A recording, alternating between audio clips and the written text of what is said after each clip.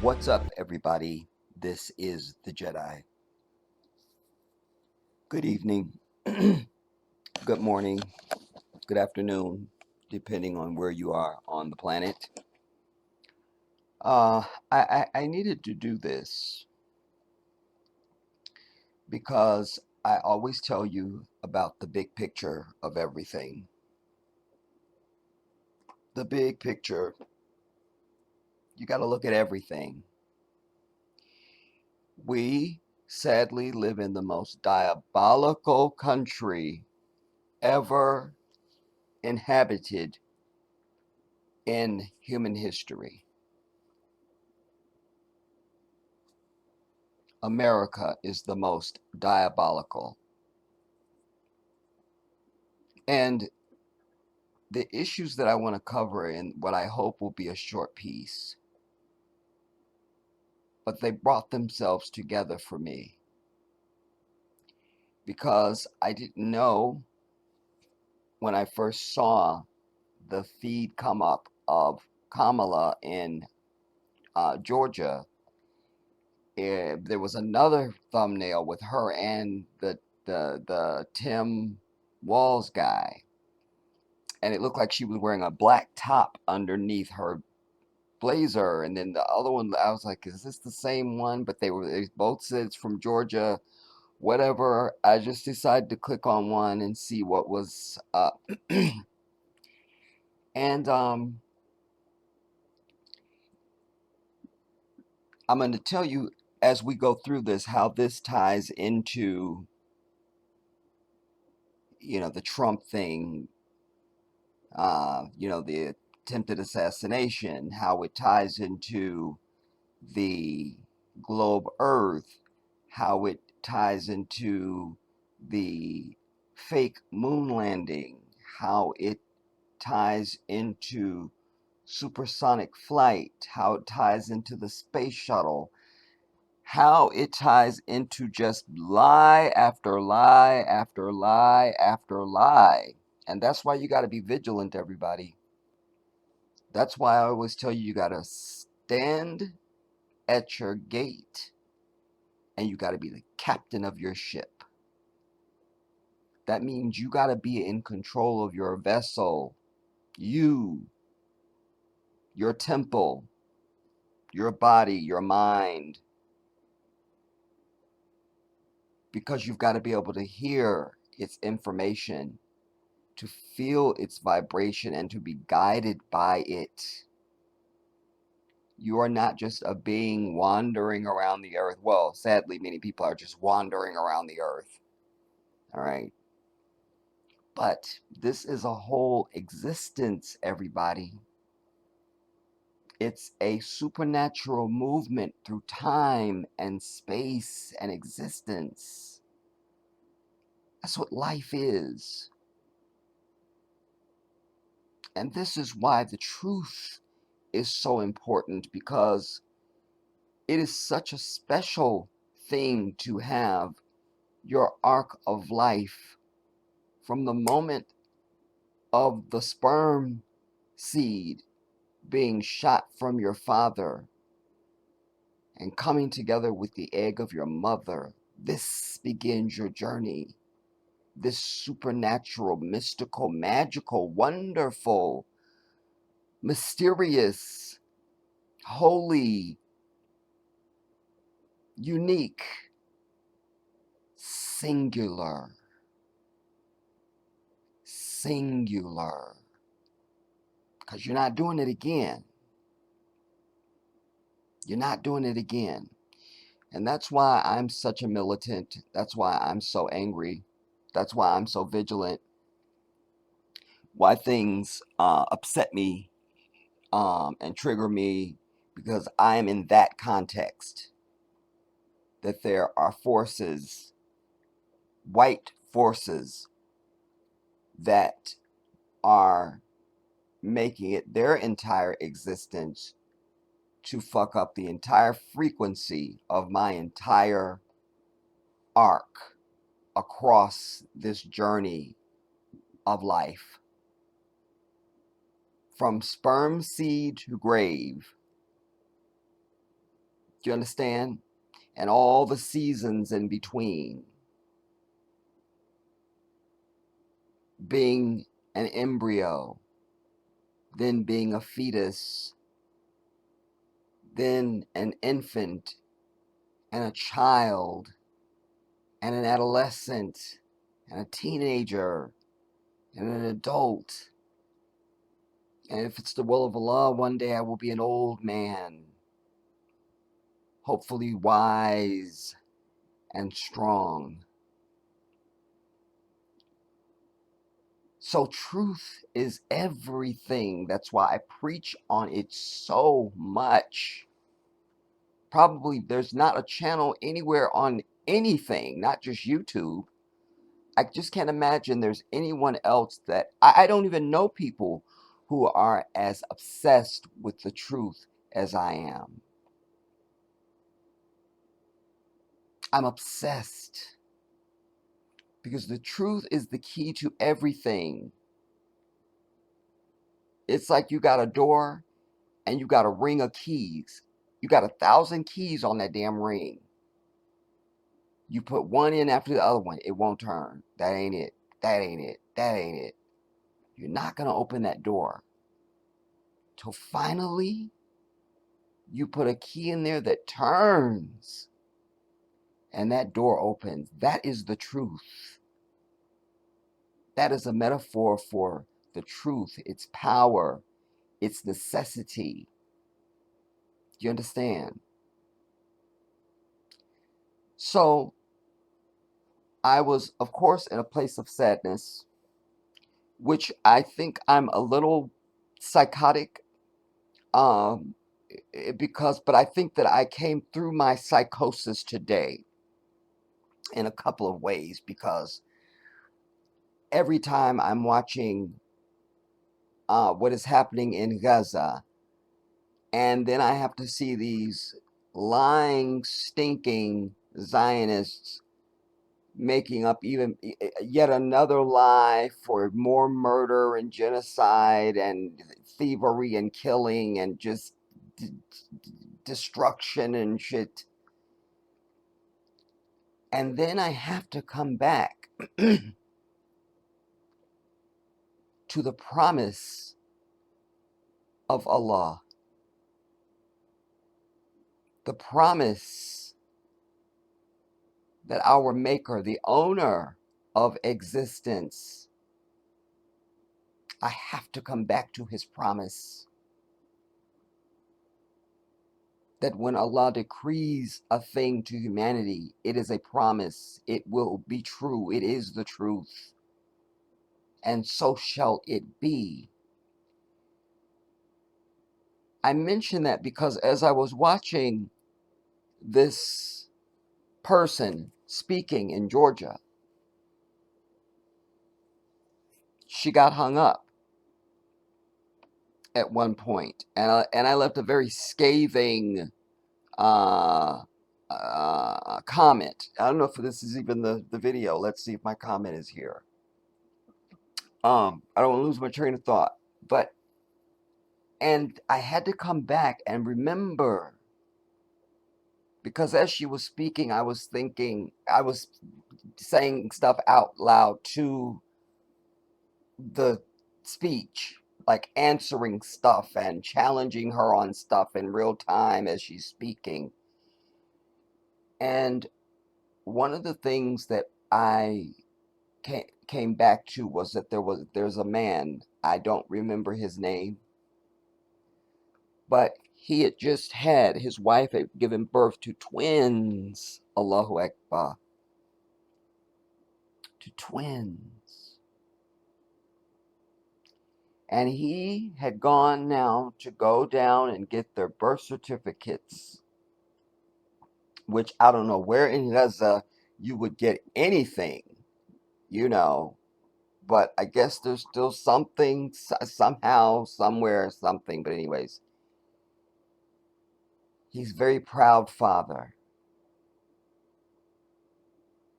And before he could even make it back, he got word that his family had been bombed and destroyed, and that the twins were no more. So the psychosis that I say to you about me is that I immediately go into anger and I go into sadness and I want to cry, and I do cry, but I have to come back to the promise of Allah. And that is that these people are shaheed. They are martyrs. They are in paradise, the place we all seek after this life. They are there. They are there. They are there. It's 100% guaranteed. And I have to come back to that and say, no, no, remember not to be sad in this moment, but to rejoice because they are in paradise. They're in paradise. But somewhere along her speech, let me see if this is the one that I actually left a comment on, or if this is just like another network or copy or something. Let me.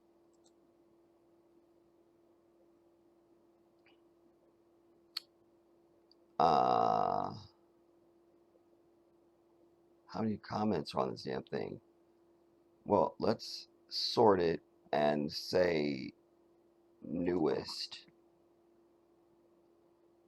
so that if this was the one, it's probably not going to be, just because how my life goes.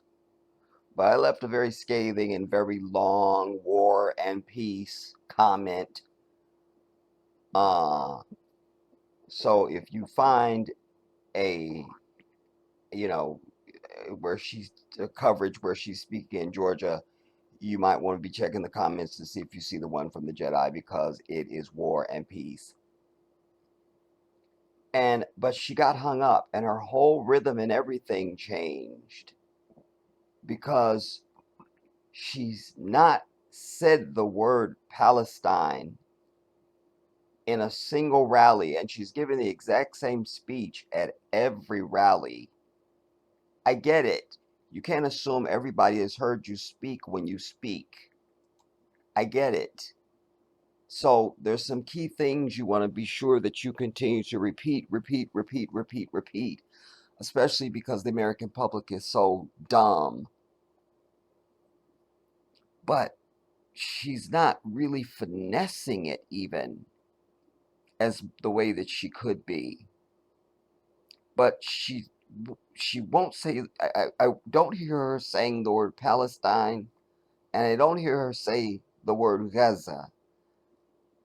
I don't hear it.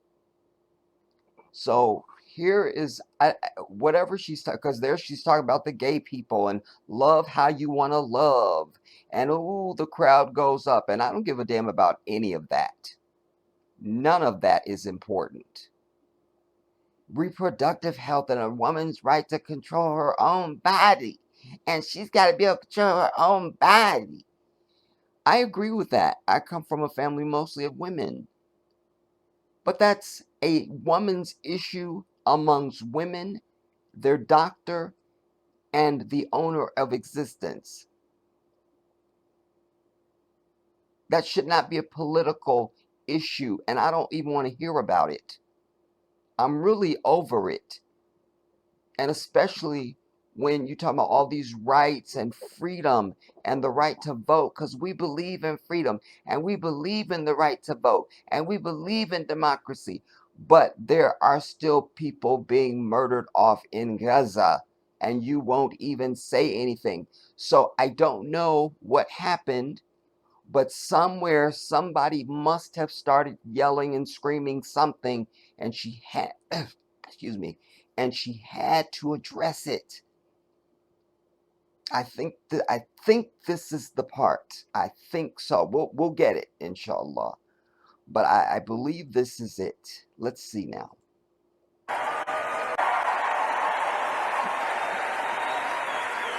Because she had just given some line that, is a big crowd getter, and then it changed.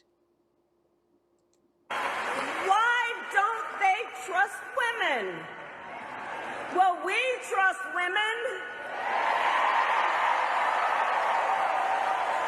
Apparently you don't, because you've decided that anyone can be a woman. Not gonna get into it right now. I'll get worked up on that. Don't do it, Jedi. Just stay on focus.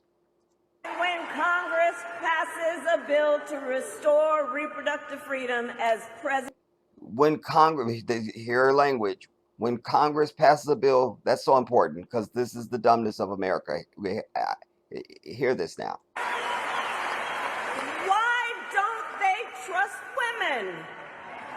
Will we trust women? What a dumb statement. You're literally standing up there and you are a woman, and why would you need to even say? I mean, there's stuff that just you would never even hear in an African country, and in many other parts of the world. It's like paint drying on a wall. It's so nothing. Like, people are looking and listening, going, why do they even talk about stuff? I mean, what? So but hear this though.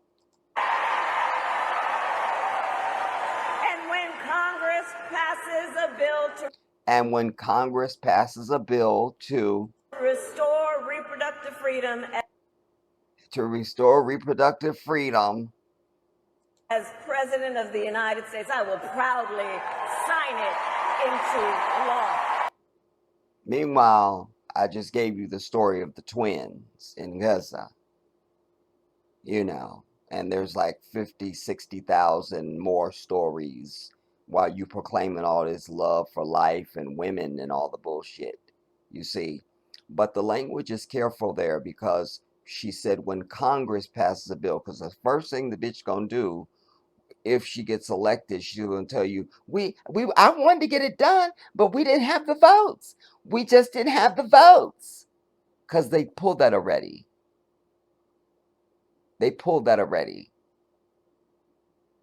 Because she could say, on day one, I will sign an executive order.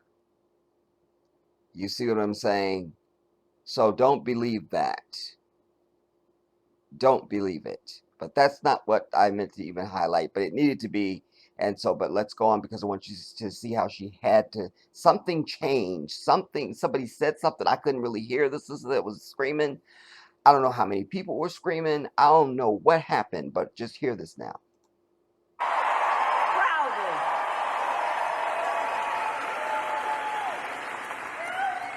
And across. Now you hear that person, oh, something I could, but they're saying something, but I don't know what they're saying. Damn it, I hate stuff like that. But hear this now. And across our nation, in addition to that, we are witnessing a full-on assault. And look how the people behind her are looking around at this moment. As she's talking about across our nation, we're under full assault and this and the thing, but they're having bombs dropped on their head in Gaza. You feel me? But go on, Jedi.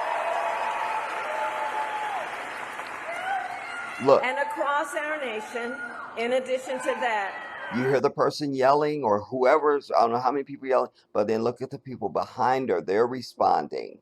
We are witnessing a full-on assault on other hard-fought, hard-won fundamental freedoms. She's losing the crowd. Something happened to disrupt something, and now she turned around even.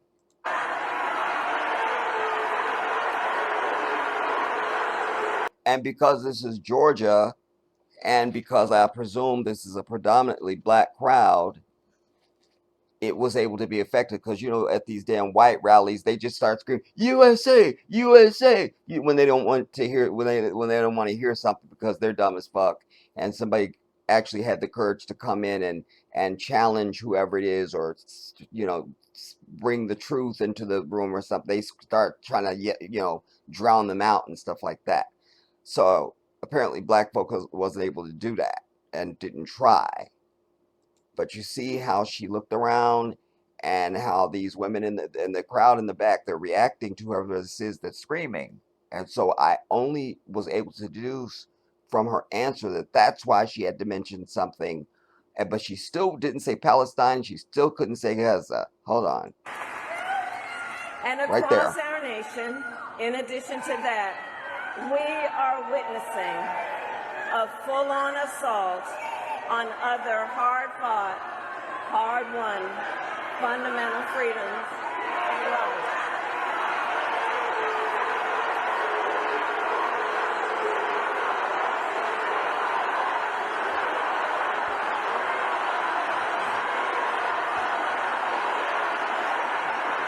She's stuck. She's stuck.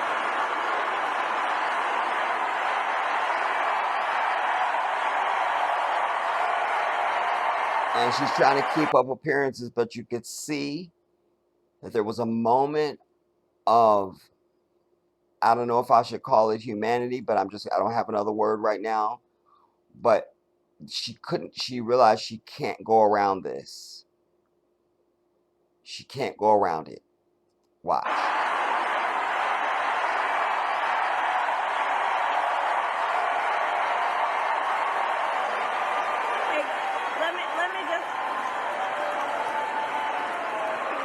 let me just say something.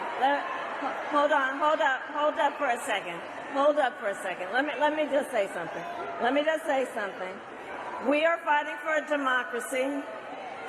Everyone has a right and should have their voices heard. I am speaking now, but on the subject, I will say this. The president and I are working around the clock. We've got to get a hostage deal done and get a ceasefire done now.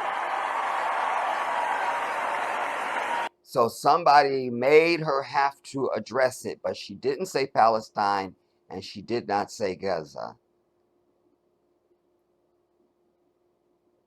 And you not working around the clock, bitch, because you wouldn't have needed you wouldn't have needed a clock at all.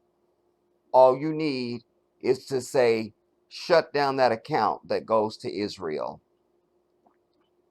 Right there, there go your ceasefire right there.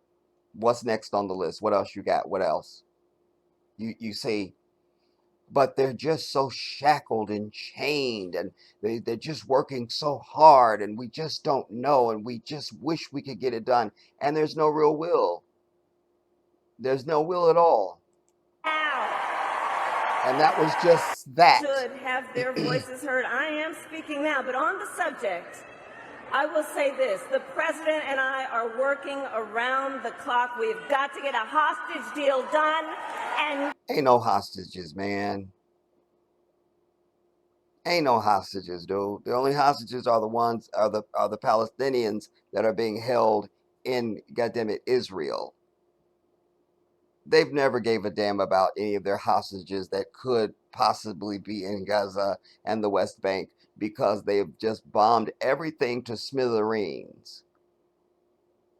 And you don't know where any of the hostages are or anything. Like even when they bombed that refugee camp, like this was months back. It's the largest refugee camp in that was in Gaza, and they murdered. I forget how many hundreds of people.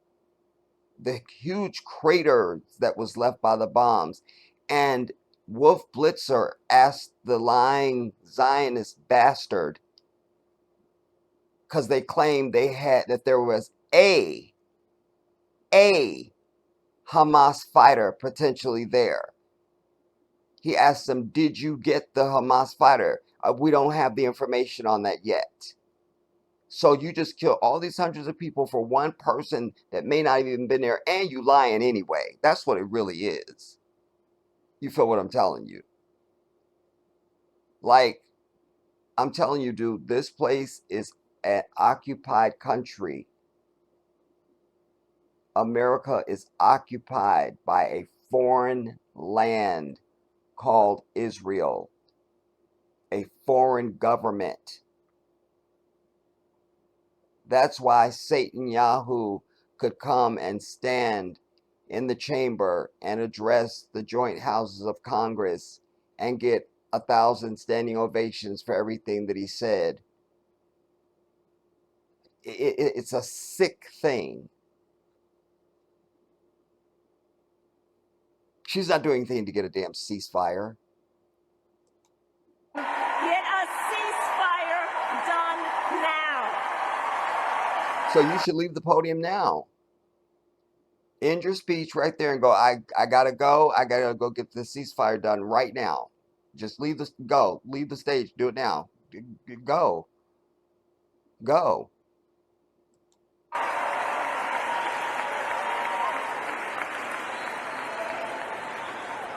So back to this election and Donald. So back to this election and Donald Trump, like as if that's a side. Her whole framing of it is that that's a side issue. Like that's an a la carte plate over there at the corner of the table and shit.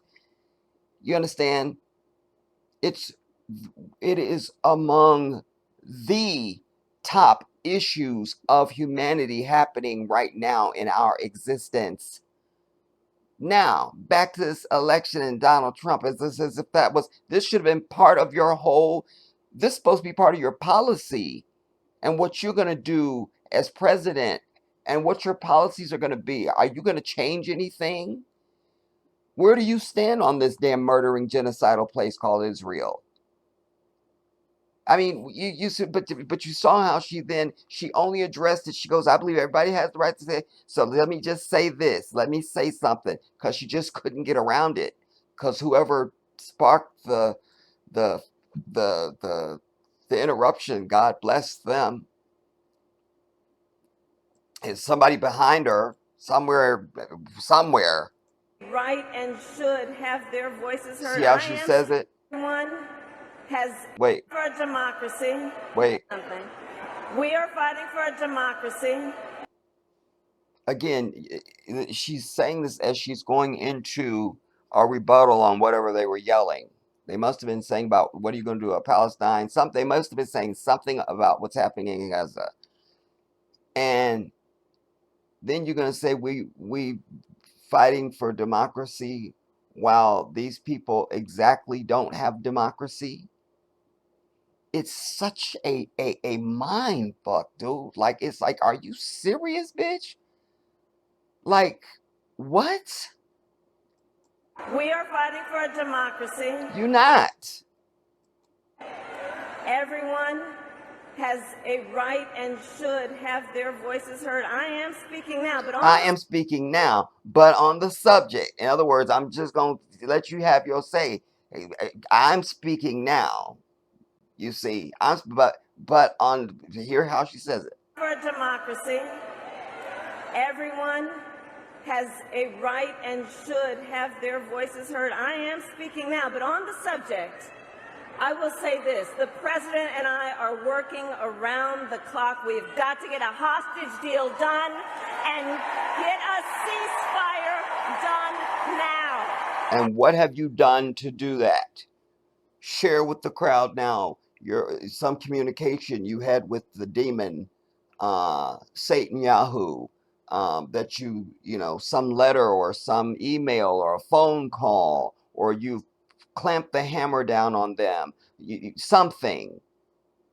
That's just talk. We've got to do so and so. We know we got to do that. But what are you doing? You feel me? It's so pathetic and sad, dude. I'm telling you, my people, you're going to have to get out of this country, whether you like it or not. You're going to have to get out. Get out. I don't care where you go. You should go to Africa. Find a country in Africa and go. But if you want to, wherever else you want to go, I don't even care. But you're going to need to get out of here whether you like it or not. Whether you like it or not. This woman is married to a Zionist. Fake me out. Do you understand? She's sleeping with this human being, this thing. And we're supposed to trust her? You feel me? That's like you, I don't know. You're the girlfriend of a Crip. You're supposed to be the girlfriend of a Crip. That's all you date is Crips. But then all of a sudden, supposed to believe now we see you shacked up with this dude that's a blood. Like, you still down with the Crips? Like, no one would believe that. You feel me? She'd be a target. It would be on site. So, this is the same analogy. It's the same analogy, dude. It's the same one. But that got my wheels to turning, you know, because it's also important to accept the truth, whether you like it or not, everybody. And sadly, this country, particularly white people, it is their way to decide whether or not truth can just be or not. I reject that. Truth is, it's empirical. It exists without permission. It doesn't need anything. It just is. Ain't shit you could do about it except lie and try to hide it and all these stuff. But the truth just is. It just is. Do you understand? And you cannot run away from it. And one of the worst things you could ever do is to try to deny truth. Don't ever do that. Don't. You know, it's the perfect segue because I'm a huge space shuttle fan. I think I'm practically an astronaut. My people are checking now. But as it goes to accepting truth, years ago, certainly now with the advent of the internet and uh, social media, um, it used to be I had, especially growing up, I had stacks of space shuttle books. My father worked for Rockwell International. They built the space shuttles. And one of the main things that my father was responsible for was bonding the heat shield tiles to the space shuttle. So I had a very personal connection to this thing. And they would have family days and family nights where we could actually go over to the plant and they would let us go in and you could actually be standing in there with the space shuttle. I mean, for me as a kid, that was just like as if I had landed in paradise. I'm such a huge space shuttle fan, man. I had models I had built. I had them all over my room. I had model rockets that actually fly. I had one that the whole thing takes off. It has several stages to the rocket motor so that the parachute comes out and then the space shuttle would slide off of the rest of it and glide back down. I mean, I played no games. My all my folders, my books and everything for school were covered with STS patches. My father would make sure I always had the latest STS patch and stickers and all kinds of NASA, just everything. Like I am a space shuttle astronaut. It's me. And so I know everything about the space shuttle practically, And so, but it wasn't until now, we'll just say 2000 and I don't know, man. I'll just say 2006 or something or 7. But somewhere long past my adolescence and being a teenager and all that and college and all the crap. Now it's the internet and I'm watching something that's saying challenging that this whole idea of the space shuttle. I'm like, no, I've touched the space shuttle. I've been right up close on it. I I know the space shuttle. Plus, where we lived and where my dad worked at, when they would finish a space shuttle, at the at Rockwell. Then they would tow it to Edwards Air Force Base. After the Challenger disaster, it used to be called 10th Street West, and they changed to Challenger Way. But all the space shuttles, somewhere in my archives, I have old Polaroid pictures of the space shuttle being towed, like it's not finished, and it's being towed to Andrews, like, or to Edwards, I'm sorry. Like, I know everything about this thing, but one of the big details of the space shuttle is that, after it takes off, you have the three main engines, which are just to help to assist the solid rocket boosters to get it into alleged space. At 2 minutes roughly into the flight, you have what is known as SRB separation. That's when the two solid rocket boosters separate from the whole thing. And then they burn out and fall back down to Earth, and they're recovered in the ocean. But then you have the three main engines that are still going, and they're using fuel from that orange tank. There's an umbilical cord. And so when that's all used up, that thing separates, because that the shuttle is using those three main engines to achieve its last, distance, to achieve orbit, if we believe any of that is the truth. But that's the story that we know. All right. But here's the main thing I'm trying to get to. That's it. When they are done with their mission and it's time to return to Earth, and they come through re-entry and all of that, there is no power. There's no engines. It's a glider. They have to make these wide sweeping turns all over the face of the earth to slow it down from its supersonic speeds and all of it. And where we used to live at, it was such a glorious thing, because when they would land it at when they would land it at Edwards, even if you didn't know the space shuttle was even up, I always knew. But boom, boom, this everything would shake. Those twin sonic booms. You like, the space shuttle is back, bitch. The space shuttle is back. And of course, I was into all of that stuff. But my point is that there's no engines, so it's a glider.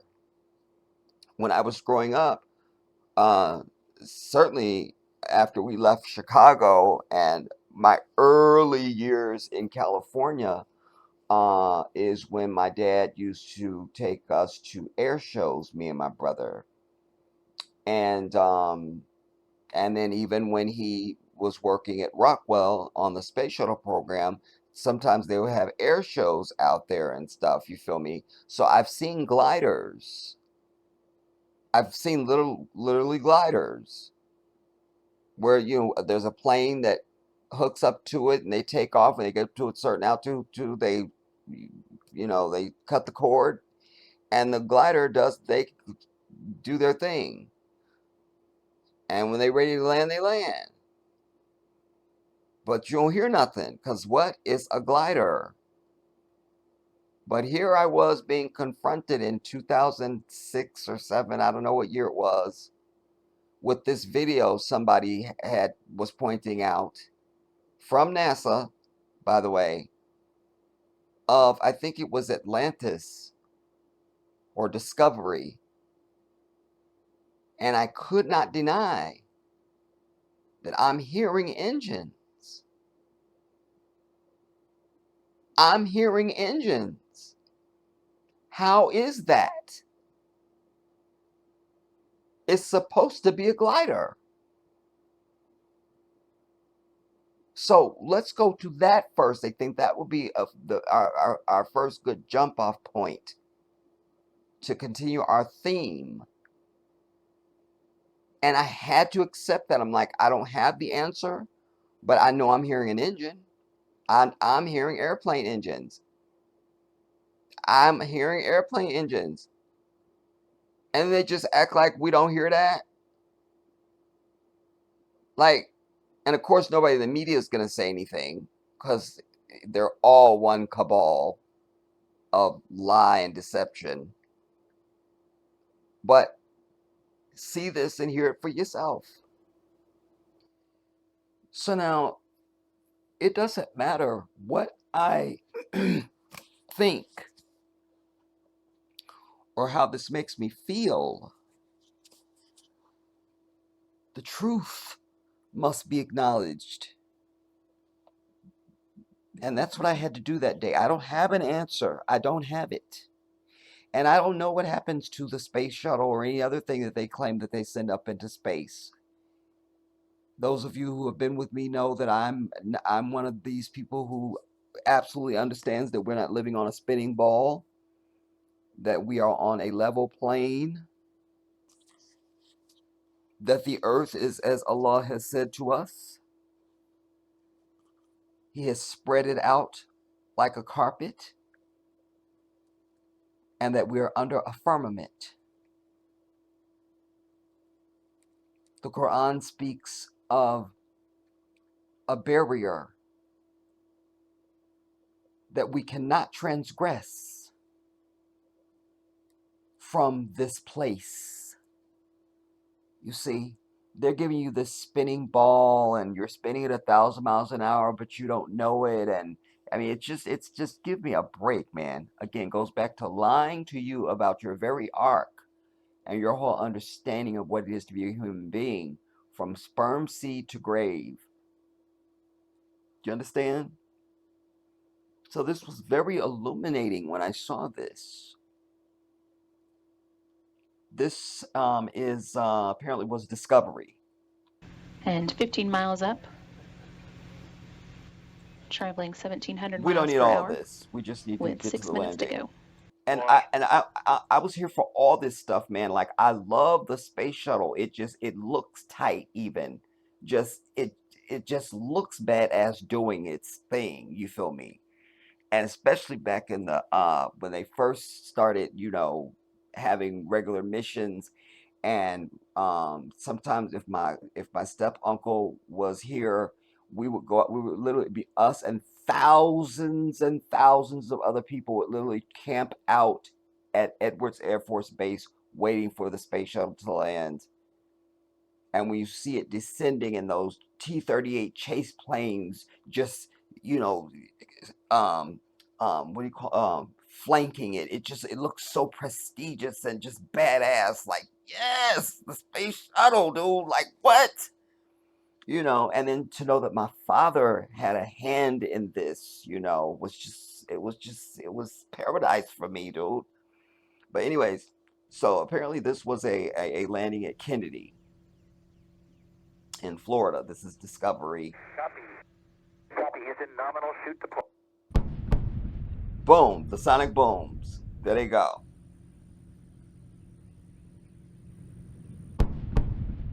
That's the twin sonic booms. That used to give me my entire existence.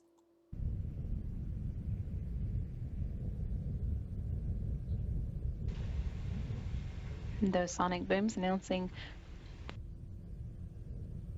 The return of Discovery, Heffa. miles away from Kennedy Space Center, 27,000 feet in altitude and traveling 530 miles per hour. And now we assume this is being filmed with long range cameras. But is it? I mean, I don't know what's the truth anymore with this. I've seen the space shuttle, I've touched it, I've been up on it, like that's it right there. I know it is a thing that exists, but what did it actually do? I don't know. I don't know.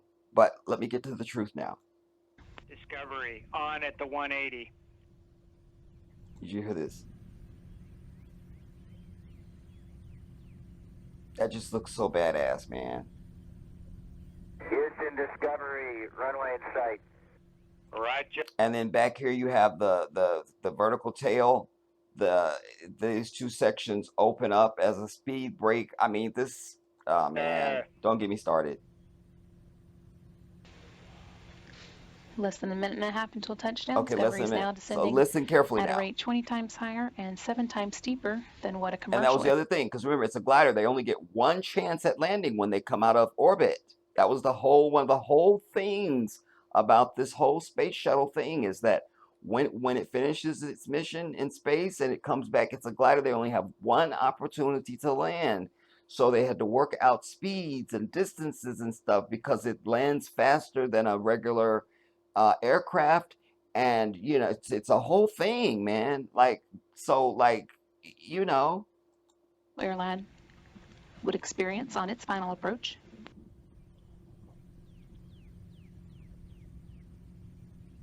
Wait now, because I don't want to get ahead of it. I want you to hear it when it comes in.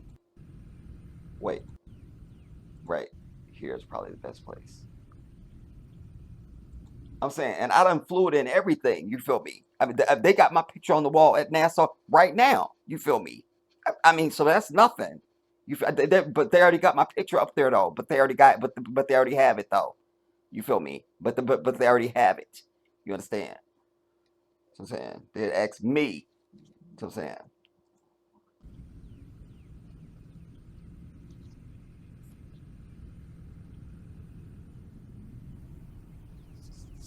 1 minute now until touchdown. Discovery's landing gear will be locked down and into place. So it's a glider. We should hear nothing at all. It's at 300 feet in altitude. It just looks so badass, man. It's currently 3,500 feet. And Listen. traveling at a rate of 370 miles. Forget her. We don't care about her. I know how fast it's going. I flew this mission. I was actually the one landing it. I don't want to get into that. Don't ask me stuff. Anyways, but listen, everybody. Listen. Use the ears that Allah has put on either side of your brain. It's currently 3,500 feet. And traveling at a rate of 370 miles per hour. You hear that? 30 seconds until touchdown.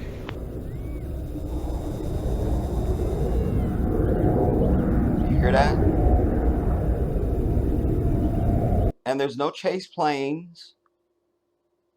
This is at Kennedy. This is where so this is the main it. So they have all their long range cameras and they just have it all. So we're not seeing no chase planes to shadow it or nothing. So why are we hearing an airplane? Why am I hearing that right now? Why do I hear it? Why?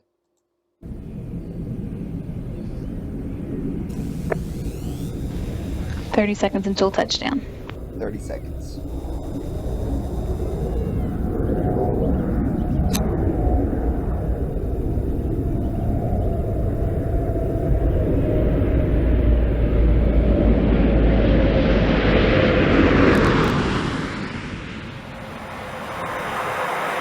Main gear. Landing gear now down and locked. Why do we hear anything? It's a glider, dude.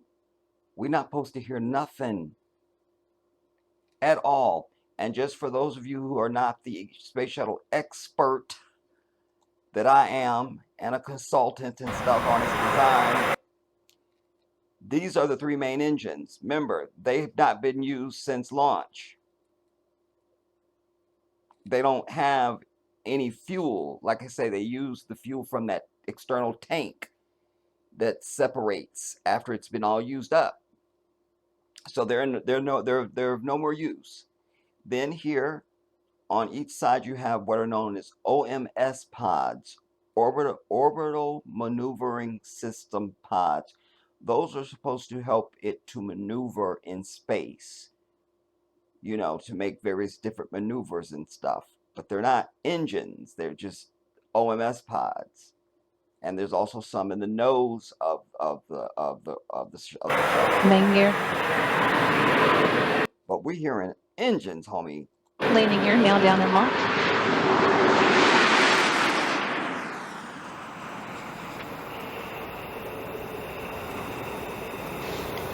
Main gear touchdown. Pilot Jim Dutton now deploying the drag chute.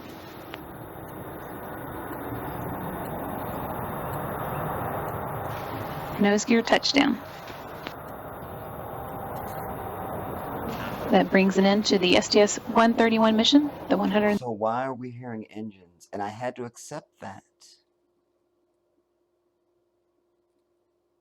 I had to accept that. I don't know how this. Like I said, I've been right up on the space shuttle, and I have built many space shuttle models. And as I told you, I had rocket models that actually flew, and I know this thing. So, like, where would the engine be, and how is it? Where? What? You see, that's my task.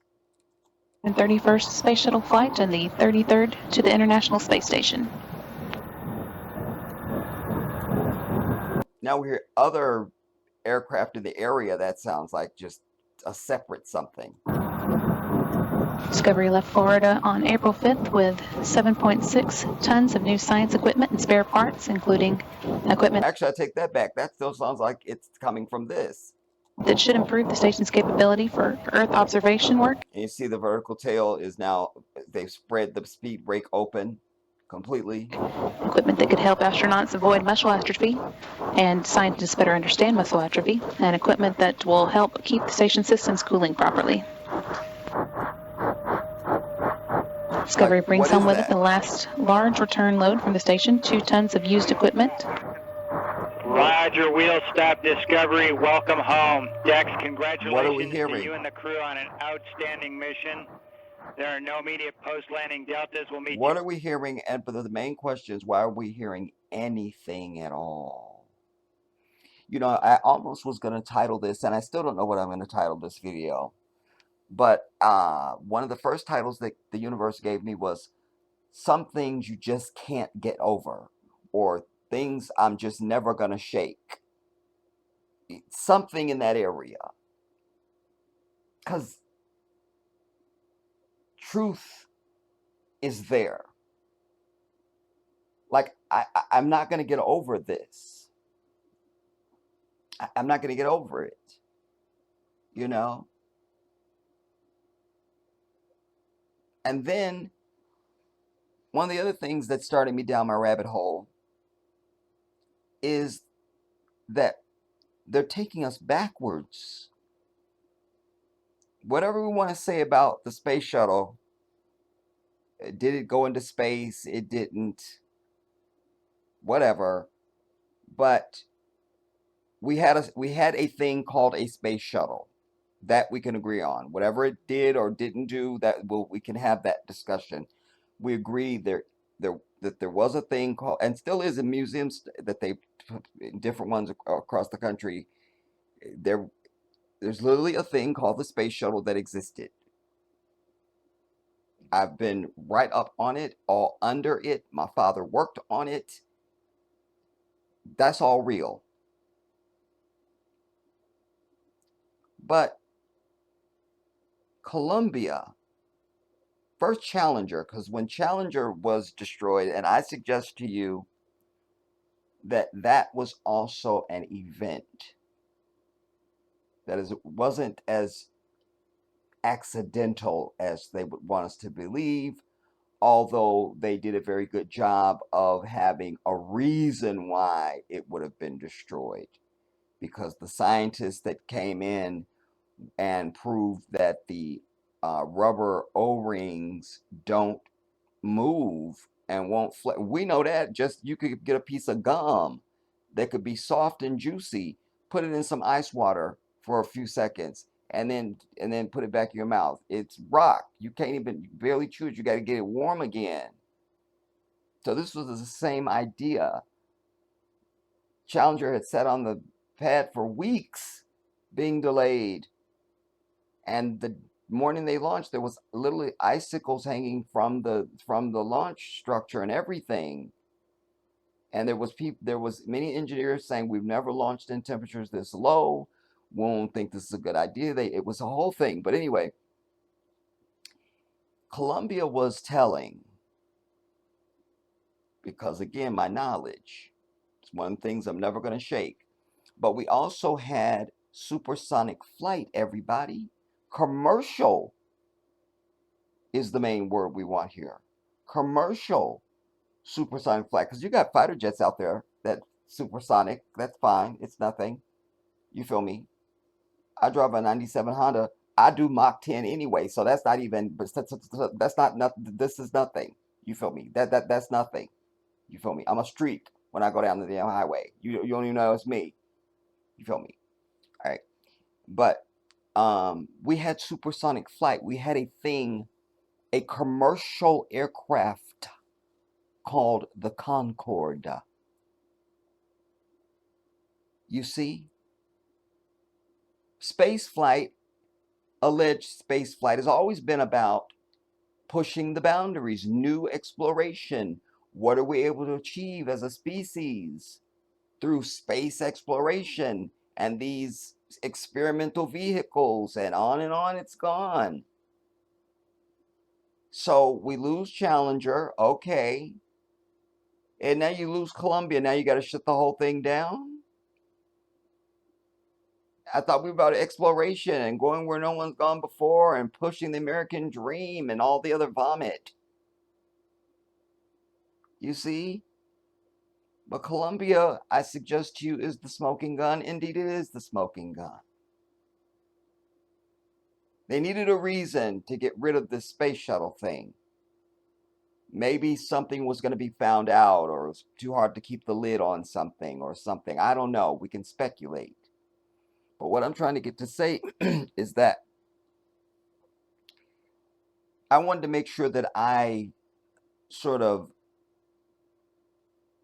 cast this in stone, these topics, because I've never really assembled them together to speak about them specifically and to sort of have them as part of my archive. And I want it to be a package for any of my people who watch because that was the smoking gun. I happen to know, first, let me get this other footage. They gave us a foam strike that happened on launch. Columbia was up for 16-day mission. They knew on day one from watching the launch footage that something had struck, keyword here, leading edge of the wing, the leading edge of the left wing, and but nobody could have just got the damn Canadarm, because one of the other big things about the space shuttle is this long ass mechanical arm that was engineered by Canada.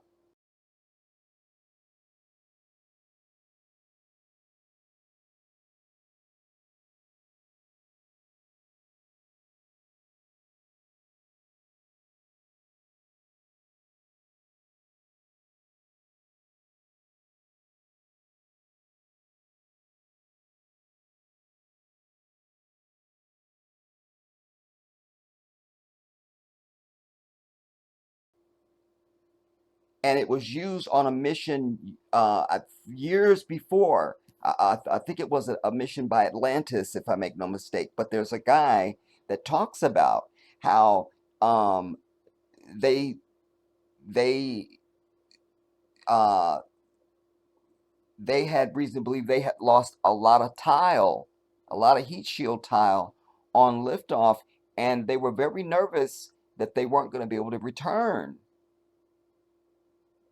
because they he said he felt like they had lost like hundreds of the heat shield tile, damaged and missing and all of it. Well, they used the arm. It's got cameras on it. And they wanted them to send the stuff down to earth, like code it, because they're very finicky about potential, secrecy breaches and things like that. And he was so passionate about it. He said, I was ready to just send it down unencrypted because we were so sure that we weren't going to be able to make a reentry. But my point is that they used this Canadian arm to look underneath the damn space shuttle. Underneath. Here, you had a single strike to the leading edge of the left wing. So you should be able to just do a spacewalk and look over the side and go, yep, it's a hole in the wing. I see it right there. Or use the arm and send it over the side and look whatever. But there was no mention of this mechanical arm. They would never mention it. I'm like, y'all got a whole mechanical arm. Nobody could have checked this out before. You would have knew there was a problem. But this is the coup de grace. We don't need all of this. And it's only 3 minutes long anyways. Hear this now. Availed ourselves. This is Space Shuttle Columbia investigation. Last flight of Space Shuttle Columbia BBC. Of photographic techniques which were not available. Just a second. We availed ourselves of photographic techniques which were not available, well, they're available, but were not used in the analysis of the foam strike. Aha! That's key. That's key. So he's basically saying, well, they were available. In other words, he just admitted what I'm saying. There's ways they could have found out for sure if there was any damage to that damn leading edge of the wing, and they didn't do it. They didn't do it. And what Columbia and Challenger both had in common is both of them had first-time civilians. Remember, all these people that are astronauts that you've ever seen, they're all part of this cabal. You know, many of them are Masons and you know, these secret society people. And you don't just become a damn astronaut. But both times you had civilians is both times we lost a space shuttle. You feel me? Like, it's very suspicious, but I didn't hear this because I didn't watch the whole thing. I just was like, okay, this looks like it's going to say what I needed to say, and it shows what I need to show you. But that was an important statement. Let's hear that one more time. Availed ourselves of photographic techniques which were not available, well, they're available, but were not used in the analysis of the foam strike because it was not assessed as being so critical. Based on the analysis that we've done in every discipline, we have reached some agreement on what happened. And nobody in the room could say, why didn't y'all send the robotic arm over the edge? Why? And, you know, I mean, it just, plus when you have these doors open, these huge doors on the space shuttle open, there's windows back there. You could see the wing. I mean, so many ways they could have seen this. But see this, though.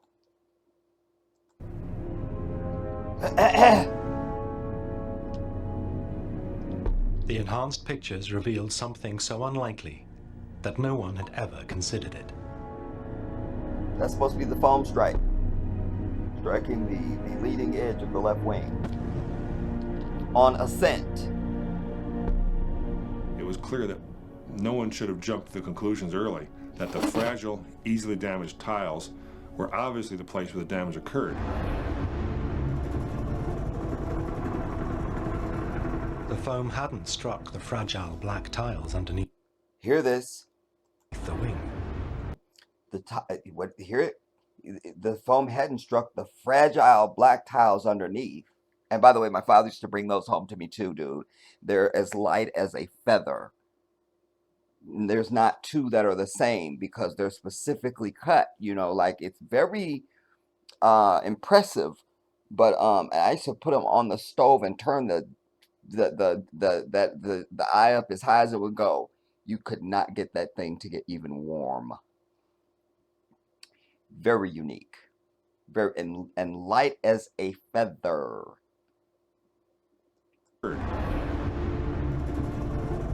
Hear this. The foam hadn't struck the fragile black tiles underneath the wing. It hadn't even struck the white tiles coating the bulk of the shuttle. The foam had struck the wing's edge. The wing's edge. Hear this, hear this, hear this. The area covered by the ultra-strong grey carbon panels. Now, covered by the carbon panels. I don't know if he's going to go further. Because if he doesn't, that's deliberate. Because that's what I'm waiting to tell you, is that why I stress leading edge. Because the leading edge of the wings of the space shuttle were what? Reinforced carbon, everybody. It's the same stuff you use to stop bullets. Do you understand? And by all accounts, they claim that this foam strike was at 500 miles an hour. So it's not even going the speed of a bullet even. They said it weighed about 2 pounds, this foam. It's only traveling at roughly 500 miles an hour. So we're nowhere near the speed of a bullet.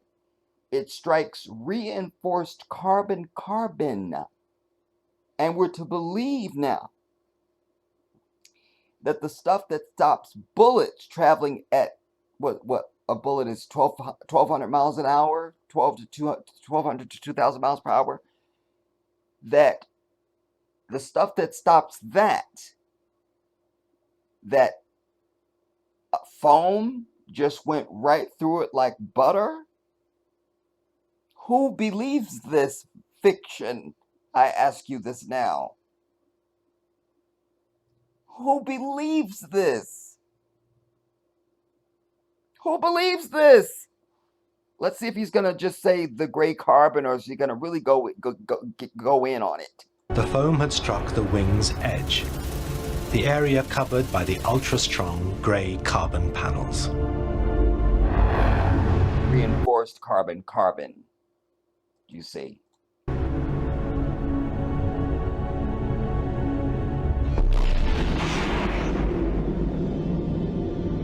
Now in the animation, it did nothing. The leading edge, the reinforced carbon. Now he just said it. The leading edge is reinforced carbon. Is hard. It's like a rock. And for foam to have damaged the RCC enough to cause an accident still surprises me. Boom. And for foam to have been able to damage the RCC, the reinforced carbon, is still surprising to me, said Shuttle Commander somebody. Hear that statement again. The leading edge, the reinforced carbon, is hard. It's like a rock.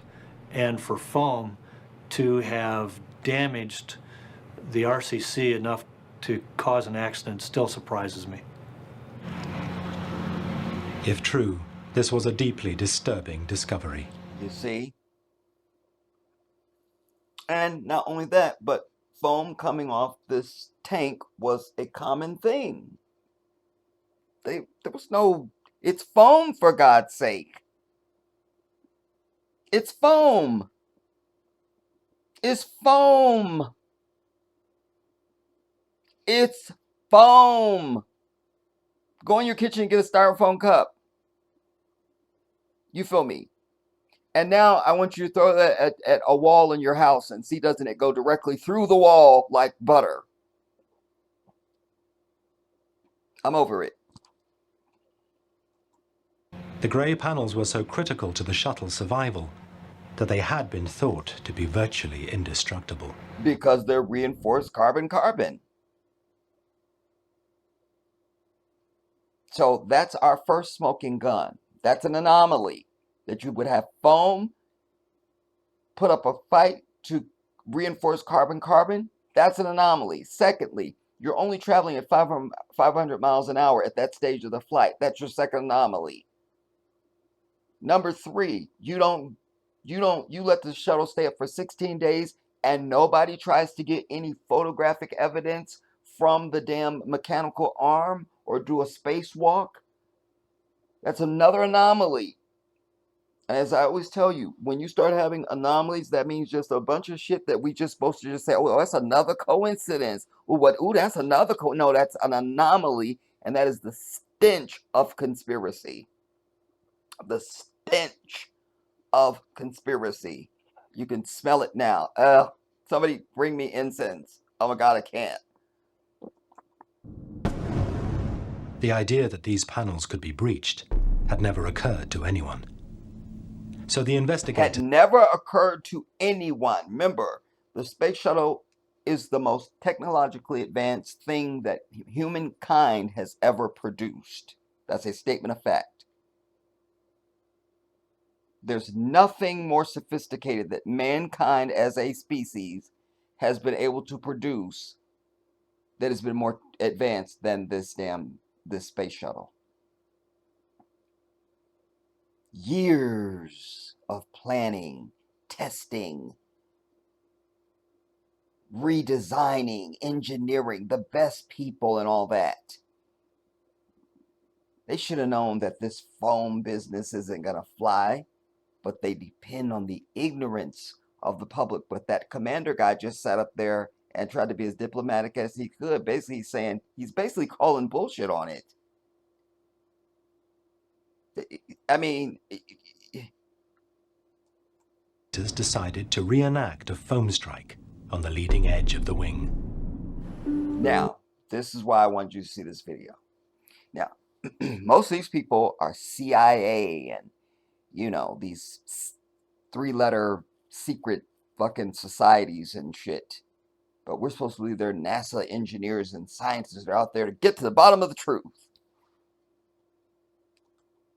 They took the wing of another shuttle. They took the wing of another shuttle. And set it up in the lab.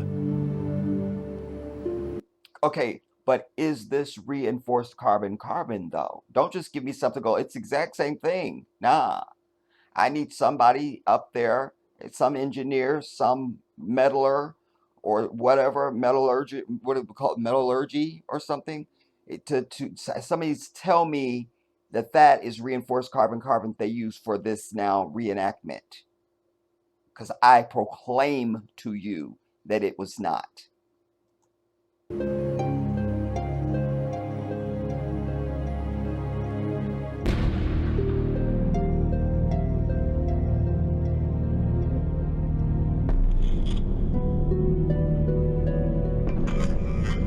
For a whole month, scientists bombarded it with large chunks of foam. For a whole month. So did it go through every time?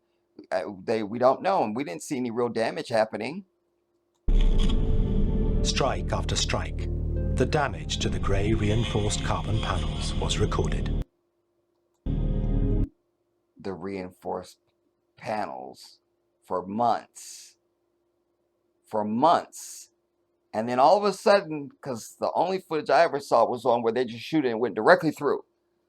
So apparently, maybe at the beginning, they were using carbon-carbon. They were like, we can't fucking get this thing to fucking go through. Quick, change it out to where it's not carbon, and let's do it.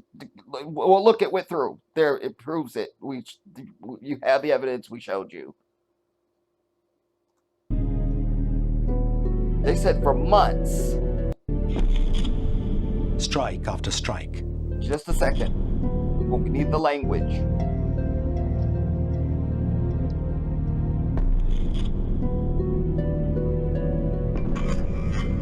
For a whole month, scientists bombarded it with large chunks of foam. A whole month. Strike after strike, the damage to the grey reinforced carbon panels was recorded. But there's no damage.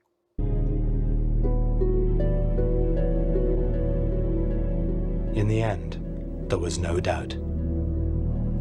Then in the end, suddenly, now watch. 3, 2, 1, 0. They just showed us in slow motion where they had been doing it for a month, and all of a sudden it just goes directly through. Remember, no more than 500 miles an hour, going up against reinforced carbon, the stuff we stop bullets with. And they want you to believe that it just went right through it right there. Just it was nothing. No doubt. 3, 2, 1, 0.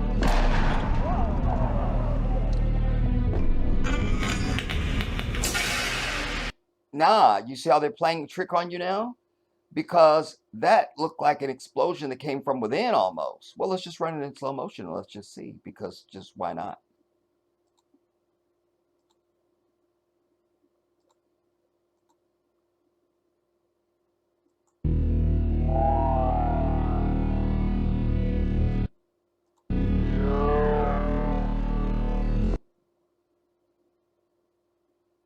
I mean, we should have been able to at least see the foam some type of way. You feel me? I mean, why don't we see it?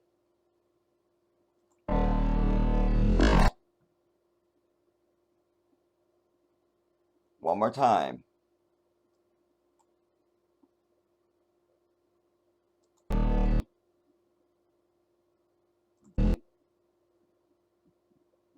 There was no foam. They gave us some hocus pocus AI imagery to make it look like you thought you saw a streak of foam. You feel me?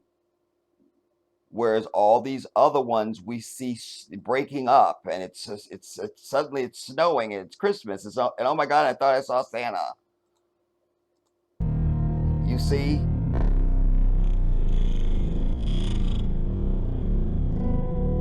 Where's the hole at? Where is it? There isn't. Here again. No problem.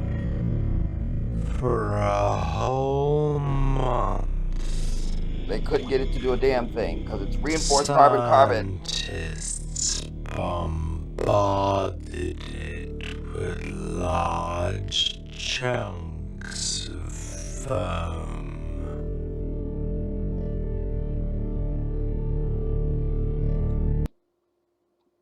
Why do we see this one so clearly? Huh? All the other ones we could see the foam just fine, but when it goes through, we don't see the foam at all.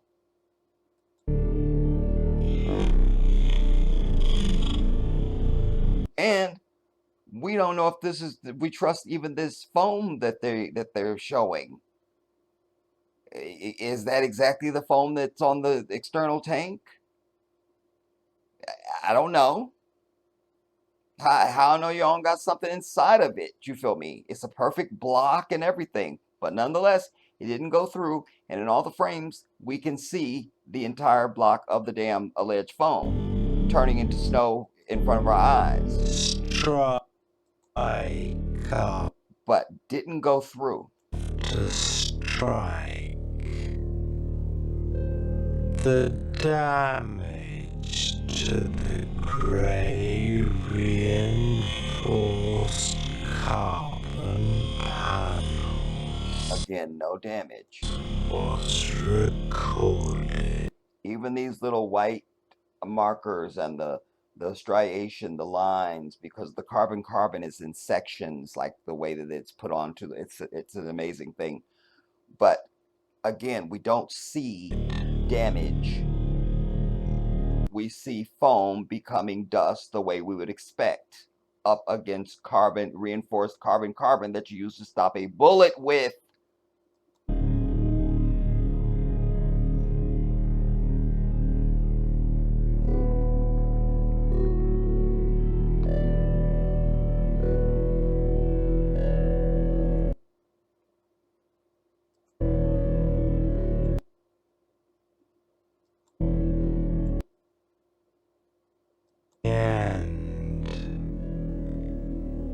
There was no doubt. But in the end, there was no doubt. But you just showed us a month's worth of you shooting, and we get no damage. And certainly, we didn't go through the damn carbon at all.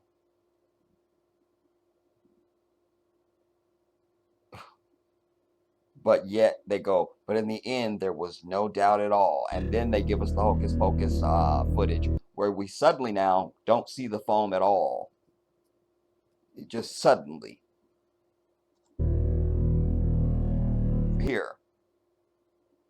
They just showed us all this other stuff. We saw the block of foam. We saw it. We saw it.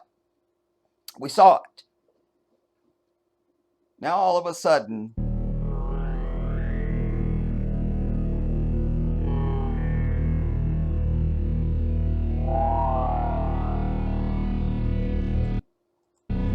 I'm trying to, like I'm in slow motion.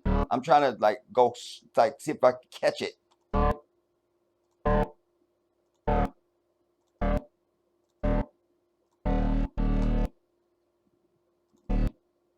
That's all we get is this right here. This light effect to have you think you are seeing foam. Suddenly a hole. Boom. No snowfall. Nothing.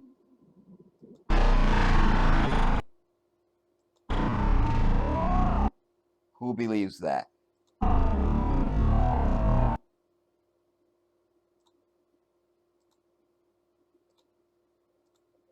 Who believes that?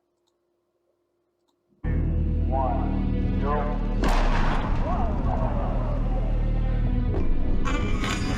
Yet they show these, and we see the foam, and we don't see it going through the wing at all. Then they give you this alleged image from inside the leading edge of the wing, where we'll look at, we'll look.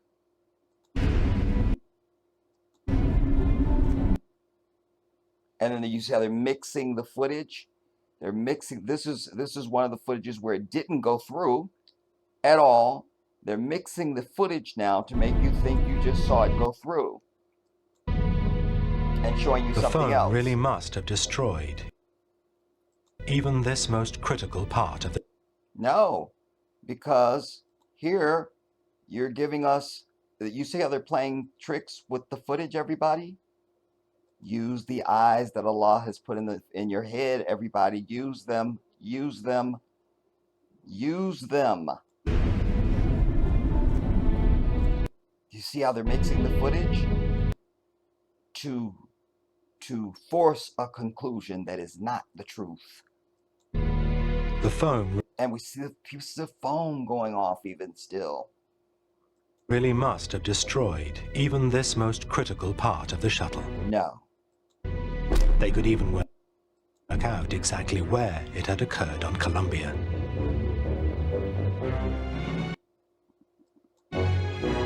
Look at this. Nah, it didn't happen, everybody. It didn't happen. It did not happen. I proclaim to you, it did not happen. And that's the smoking gun. Because, again, they could have gone over the side of the thing with the damn mechanical arm with the camera. Could have beamed it down to earth in real time, looking at the leading edge of the wing. And I'm sure every engineer who heard about this in the first days of it probably said, well, it's reinforced carbon. There's no way foam would go through that. That can't be our problem. So we're over it. You see. So it's more lies. Did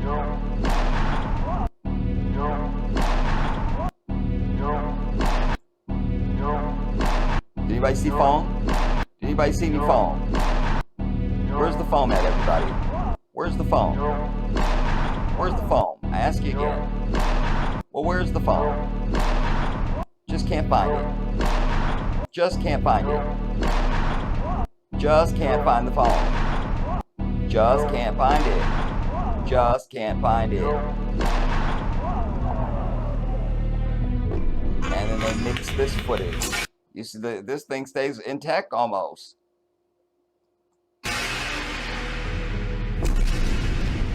you're supposed to believe that that's that block going through, and they have a camera inside that's showing you all of this destruction. It didn't happen, everybody.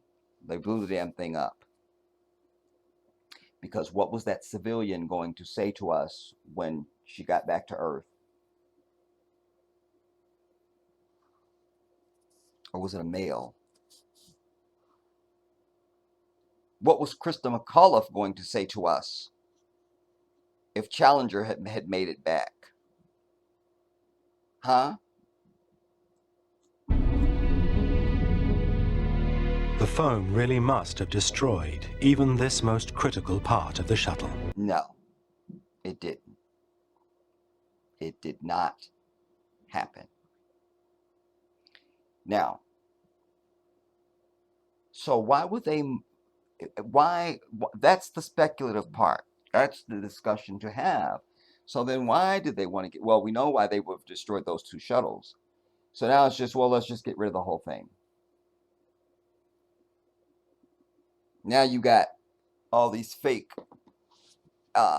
clearly CGI, fake me out rockets that can take off and then come back and land vertical like where they took off and be totally steady. Who believes that? If these billionaires are suddenly going into space and all this nonsense. Give me a break, dude. Give me a break. And somebody also wanted to get rid of supersonic flight.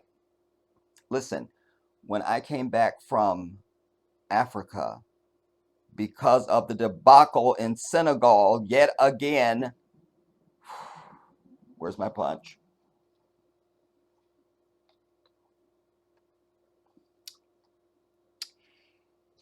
Because I didn't get a chance to come back the route that I went LA, New York, Senegal. I'm there. I'm good.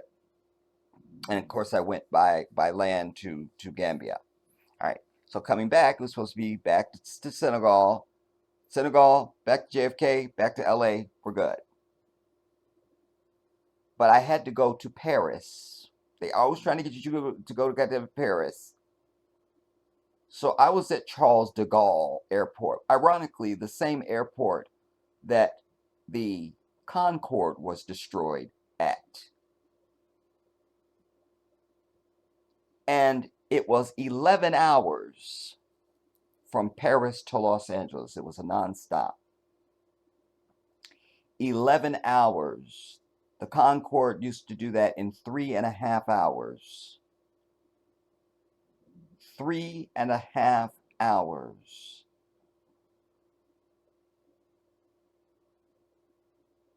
And I had to do 11 hours from Paris to Los Angeles. You know, I've told you guys about my Nigerian brother Amos. Amos is so very pure-hearted, and he is not one of these people that gets riled up over anything, and certainly is not. Something's got to be really some bullshit for him to really just be this expressive. And he was so passionate about the Concorde. He was like, that was no doubt that was a bomb. No doubt it was a bomb. Like, give me a break. I always knew it was some bullshit, so we were already on the same page. I just hadn't thought bomb. I just thought bullshit. So this is what they claim happened now to Concorde. And what makes this also anomalous and ridiculous even, I'll give you a scenario.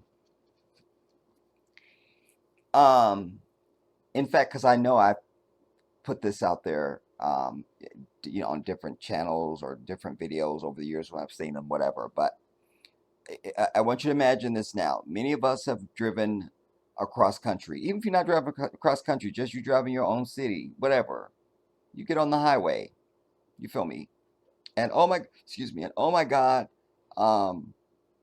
like a rock or something falls off of an 18-wheeler, or it kicks up a rock from the ground or something and cracks your windshield. I have one on my car right now since 2003. because I was coming back from Nevada, driving from Nevada back to Los Angeles. And it was just a little, I mean, it struck it, it hit it. And so it starts out as just a little thing, but then it's, you know how they spread, you feel me? So it's been there since 2003. I'm not getting it fixed. I don't need to. But what I'm trying to get to say is that we've we've had this happen to us, or we know of it happening to others, or we just know it's a thing that occurs. You know what I'm saying? Like, oh, damn it, something struck my windshield and now I got to get a new windshield. So in this case, where an 18-wheeler, let's say, kicks up a rock on your windshield, what they essentially are saying now is we have to get rid of all cars. You can't drive anymore because an 18-wheeler could throw a rock up on your windshield and you could get a crack in it. So no more cars on the road at all. Get rid of all cars. Get rid of them. That would be ridiculous. In the case of Concorde, by the way, most impressive airplane ever seen by humanity. It just looked commanding and powerful and like a bird of prey swooping down, especially when it would be landing at the pitch that they have it in, that nose be tilted. Oh my God, it was just like, wow, look at that thing, dude. What is that? You know. So in the case of Concorde, there was this piece of crap that no one should ever fly on called a DC-10. And they claim that a metal piece about the size of a wrench came off of this DC-10 and fell on the runway because it's the plane that took off before the Concorde. So the DC-10 is our 18-wheeler now that has thrown up the rock. They claim Concorde comes down the runway, just so happens it's the piece that came off the DC-10 landed in the exact same place that the wheels would roll over it. Claims it cut the tire, this piece, threw rubber up into the engine, causing fires, and oh my God, within seconds the Concorde had crashed into a hotel. And we now also have to get rid of hotels, everybody, because they could be hit by a Concorde. So no more hotels. All right. If you are listening to me right now from a hotel, it is checkout time for you right now. Get out. According to their logic. Because in the 30 years that it was in service, the Concorde had no event at all. None at all. Not one. But because a piece of crap airplane takes off before you and leaves something on the runway that they allege damages your plane, quick, we have to get rid of the Concorde now. Oof. We have to retire all the Concordes. Do we have to? Because we have to. So apparently no other plane can roll over any debris that's been left on the runway by something that took off before it. Apparently only the Concorde this happens to. So now the DC-10 should be the only thing that should be flying, because nothing else should be able to fly according to their logic, because it could roll over something. And so we have to get rid of all air travel now. That's it. I just fixed it. I just settled it. So no more airplanes. That's it. We're done. Except for the DC-10. That's it. No more airplanes. I'm giving you this ridiculous analogy because that's exactly what they gave us. Well, we have to retire the Concorde now. For what? For what? You're driving down the road. A poodle runs out in front of your car. You hit the poodle. Well, we have to get rid of the cars now because a poodle could run in front of a car. No more cars.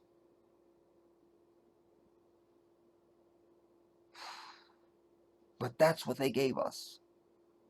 See this report now.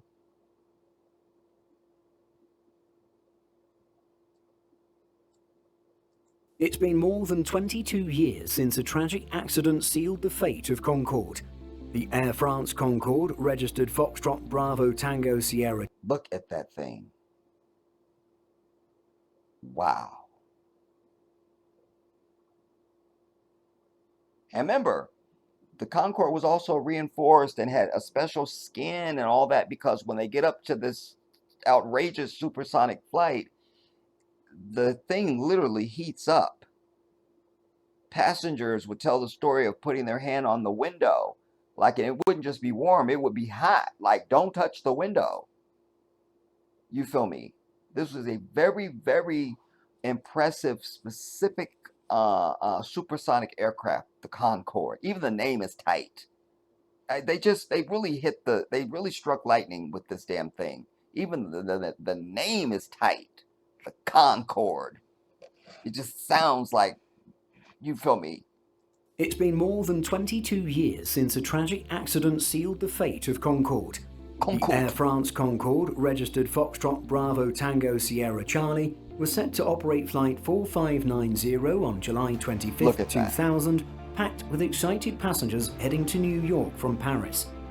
But due to a bizarre combination of chance events,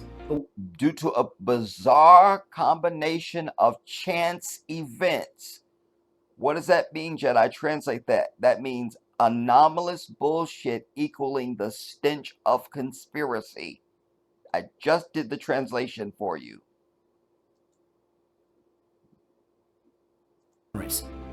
But due to a bizarre combination of chance events, the 100 passengers and 9 crew members would never make it to the States. It was supposed to be that one piece of metal. I mean, and Amos made such a good point, because he was pointing out how developed the fire was before they had even achieved any real altitude. It's as if they blew it up on the runway. Like. But due to a bizarre combination of chance events, the 100 passengers and 9 crew... Look how developed that flame is. And this is somebody filming from their car, so you can see what the altitude is. It's not that far off the ground. Crew members would never make it to the States. It seems almost unbelievable. Look at that. That Concorde first flew more than 50 years ago. Look at that. I don't care who you are. If you just came to Earth, or you came from another country, you've never seen that thing, you see it, you go, what on earth is that?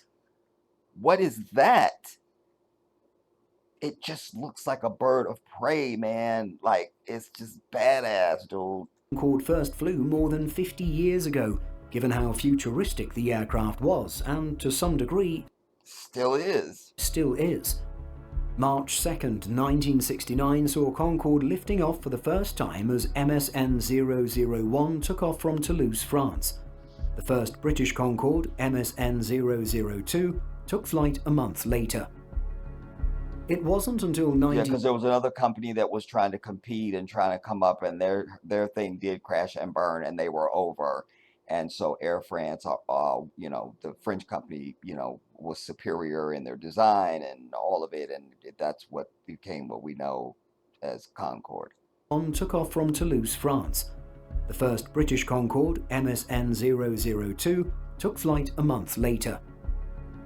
It wasn't until 1976 that Air France started operating the type, with tail number Foxtrot Bravo Victor Foxtrot Alpha taking off from Paris to Brazil. Look at that. Air France would go on to operate 7 production Concorde aircraft, registered Bravo Victor Foxtrot Alpha through Delta, Bravo Victor Foxtrot Foxtrot, and Bravo Tango Sierra Charlie to Delta. MSN 203 or Foxtrot Bravo Tango... Afterburners kick in, and you see that... Oh, man, dude. That thing was just badass. Tango Sierra Charlie was the earliest production model, having... Grant you a one-way ticket, I think, was $2,500. But everybody's got that laying around. So it wasn't an expensive flight at all. I mean, come on. First flown in January 1975. Designed with a swept-back delta wing with no flaps or slats, Concorde was the first and Look at that damn thing. remains the only passenger jet to have turbojet engines with afterburners that allowed it to cruise at Mach 2 or 1,350 miles per hour. Wow. Concorde was 800 miles per hour faster than any other transatlantic passenger jet. 800 miles per hour faster than any other transatlantic jet. Like, it will dust you. You feel me? Do you take off from Charles de Gaulle on that damn 777 that I was on? By the way, fabulous airplane, massive, love it, very powerful, loved it, loved it, loved it.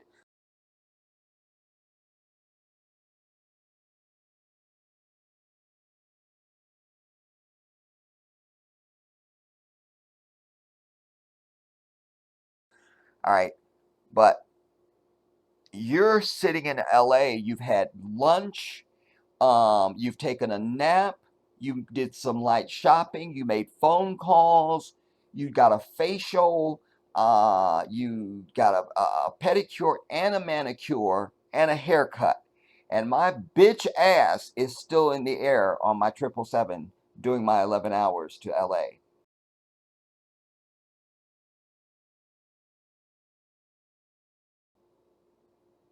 You were on Concorde, you already made it. Like, I've been here. Like, what? It's nothing. In fact, you literally could have gone to LA from Paris and then flown back to Paris, and I still wouldn't be in LA yet. You could have gone 3 times. You could have gone from Paris to LA, LA back to Paris, and Paris back to LA. And I still would not have my bitch ass landed yet. Do you understand? Because remember, it's only 3.5 hours for the Concorde. So that's 9 hours total. 3, 6, 9, 10. So maybe you go Paris to LA and then LA back to Paris at the very least. You feel me? And I would still have my bitch ass on my 777. You feel me? Watching a movie and sitting there for 11 hours. To put it into perspective, Concorde was well known for being loud and uncomfortable to fly on, but traveling supersonic was not about comfort. Look at that. Excuse me. Look at that. It just looks like, and you know how when you see like the eagles, how they can see like a fish from like many hundreds of feet up, and they do that death dive and they come down to that water and then they just grab that fish with them claws and them wings and they just keep on. Oh man, it's so prestigious and so beautiful. And just subhanallah, just God's creation, man. Wow.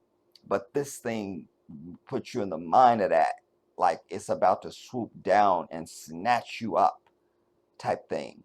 Concorde was well known for being loud and uncomfortable to fly on. Whatever. You feel me? Plus, they had asked me and stuff to fly it and everything and stuff. They had asked me. You feel me? I ain't want it. I ain't even want it. They was like, Jedi, let us, because you're such a fan, let us at least put your picture on the side of the plane. I was like, look, where's my stuff? I gotta go. I can't do this. I can't. You feel me? They was trying to throw money at me and all this. You said, I ain't even want it. I ain't even want it. You feel me? I ain't even want it. But traveling supersonic was not about comfort. It was about speed. Concorde could whisk passengers from New York to Europe in an... And for people who may really be in the dark and just aren't familiar with this aircraft, you see that it just has a straight nose there, but then you'll see it and you're like, well, wait, why do I see a different nose? It's the same nose. It's just that when the Concorde lands, that nose goes down because the pilots have to be able to see the runway. And then once they've landed, then you'll see them bring the nose back up. But that made it even tighter, just the way it would go into that hook nose, and it just looks like a bird of prey just swooping down upon humanity. Oh man, the Concorde, dude. Speed. Concorde could whisk passengers from New York to Europe in an astonishing 3.5 hours. 3.5 hours. That's 4.5 hours faster than a similar subsonic jet crossing would Look take. at that. Look at There that. was one time when Concorde broke even its own records for the transatlantic trip. On February 7th in 1996, Concorde successfully made the journey from JFK to Heathrow in just 2 hours, 52 minutes and 59 JFK seconds. to Heathrow. The plane covered 6,000 JFK to Heathrow in under 3 hours. 1,035 kilometers or 3,259 nautical miles at an average speed Look of at that. 2,010 kilometers an hour or 1,085 knots. There's a better shot of the nose for people, like I say, who may not just, this might be completely brand new to some people that are seeing this. They're like, I didn't know there was, and sadly, there's going to be a whole generation. There are generations now that don't even know. Listen, there's kids that don't even know we have had commercial supersonic fucking air travel. They're going backwards, dude. Listen, throw out your cell phone tomorrow, everybody, and just get your that damn rotary phone that we used to zig zig zig zig zig zig zig. That one that you dial in and you have to wait for it to come back over. Zig zig zig zig. You feel me? Because everything's going backwards, apparently. You feel me? So throw out your iPhone, whatever, tomorrow, because you don't need it, because we're going backwards. So throw out your iPhone, whatever number they're on now, you feel me, and get your zig phone. Zig zig, zig zig, zig zig, you feel me? And 10 kilometers an hour or 1,085 knots. This wasn't a chance happening either. Look at British that. Airways wanted to secure a place in the Guinness Book of World Records for the fastest crossing. Look at that. And planned a flight accordingly. February was chosen as the month for the attempt, since it offered because that's the month of my birth. That's another reason why they had wanted to put my face and stuff. They was like, but you born in February. I was like, y'all need to get out my face. You feel me? Y'all need to just like let me get on my little 737. You feel me? I got stuff I got to do. Plus, I'm on tour. You feel me? I feel like me and Janet was in the middle of one of our anniversaries and stuff. I mean, it was a lot of stuff going on, and I'm like, I can't do this right now. You and your little Concorde or whatever y'all calling this thing, I can't. Stop calling my house. Zigza, zigza, zigza. optimum upper air temperature and wind velocity. Wait, let me go back for context since I yacked so much.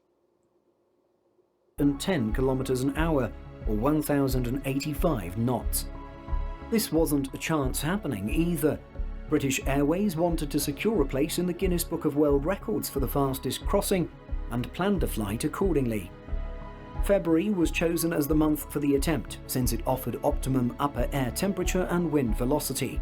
The crew would also take advantage of the prevailing jet streams to further increase their speed. Wow. Once airborne, it would have to reach Mach 2 quickly and remain at this speed for as long as possible. Concorde.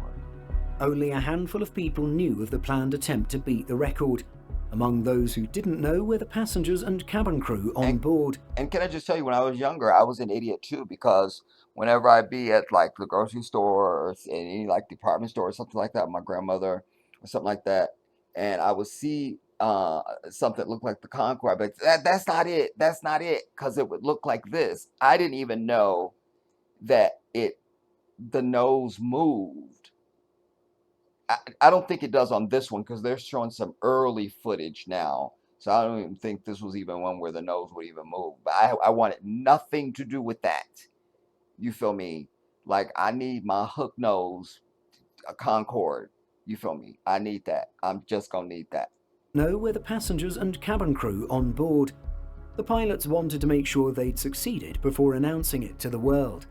The attempt was almost derailed when, on approach to London Heathrow, it became apparent that all you see the incoming nose? traffic was landing from the You east saw the nose? You see, that's a great shot because you can see or the nose announcing it to the moving. world. The attempt was almost derailed when, on approach to London Heathrow, it became apparent that all incoming traffic was landing from the east.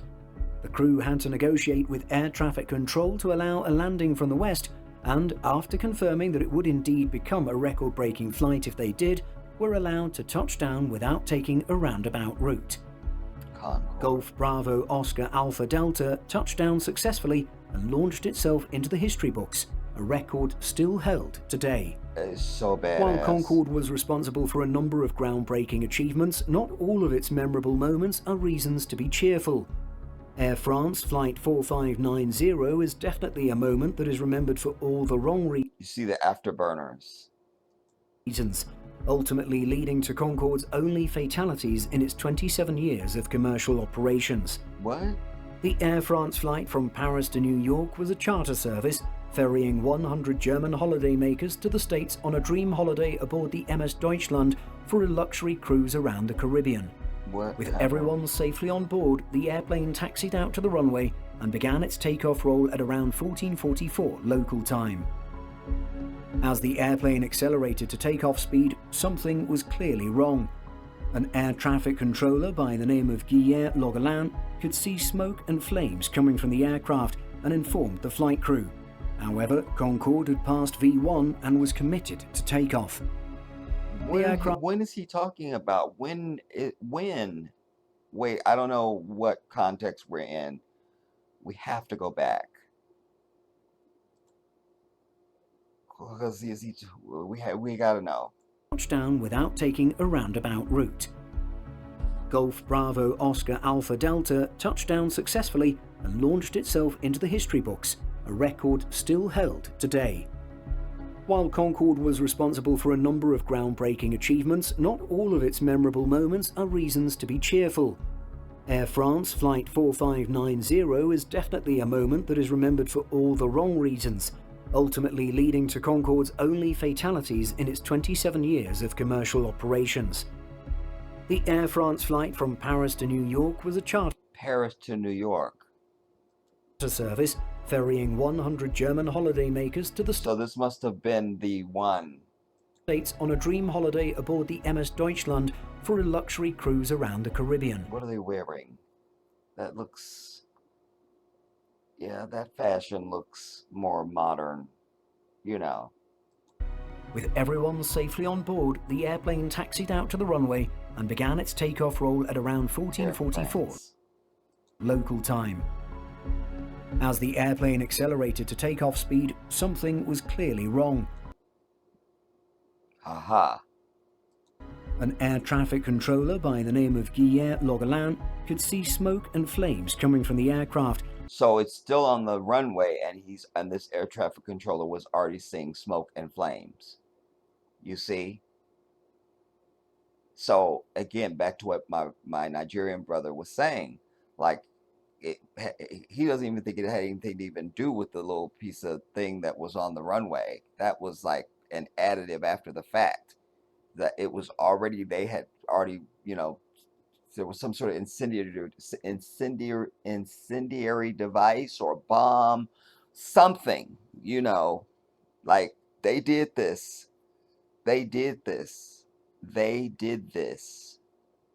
So they're talking about the actual event that we're here to talk about. The plane accelerated to takeoff speed, something was clearly wrong. An air traffic controller by the name of Guillermo Logelin could see smoke and flames coming from the aircraft and informed the flight crew.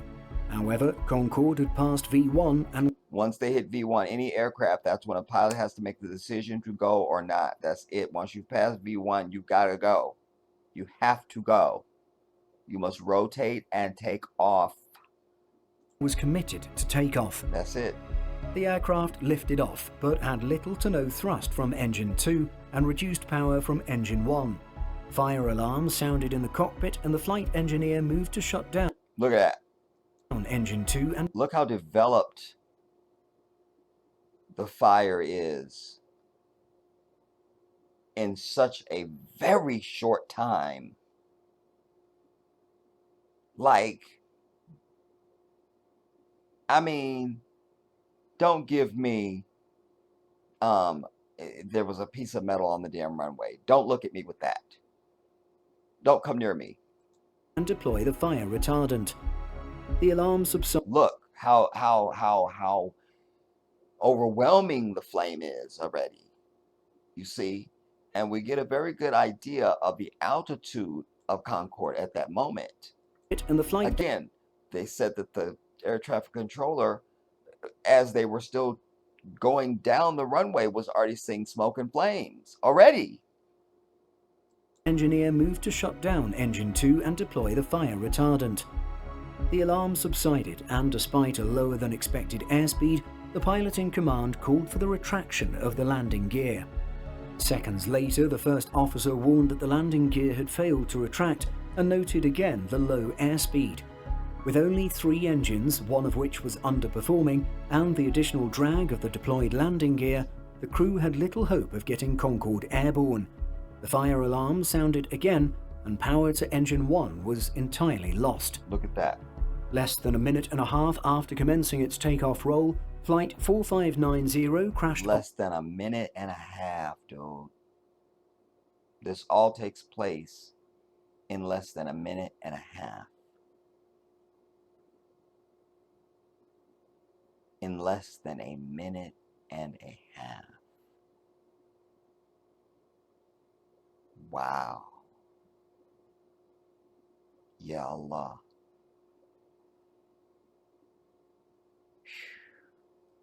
Less than a minute and a half. I'm just struck by that. Just to know that specifically, you know, is very impacting for me. Landing gear, the crew had little hope of getting Concorde airborne. The fire alarm sounded again, and power to engine 1 was entirely lost. Less than a minute and a half after commencing its takeoff roll, Flight 4590 crashed onto a hotel at La Patte d'Oie in Gonesse at the intersection of the N17 and D902 roads. All 100. So you can't go to a hotel no more. They're getting rid of all hotels, everybody. It's like I told you. They're getting rid of all hotels now because it could be struck by Concorde. So you're not staying at a 5-star hotel anymore. So that is happening. Hotel at La Patte d'Oie in Gonesse at the intersection of the N17 and D902 roads. All 100 passengers and 9 crew on board perished, along with 4 people on the ground. Inna lillahi wa inna ilaihi raji'un. It's just so sad, man. Like, I mean, it's just, but the level of evil, you know, and I've not done my deep dive over the years to find out who would benefit from this. Because British Airways had Concorde,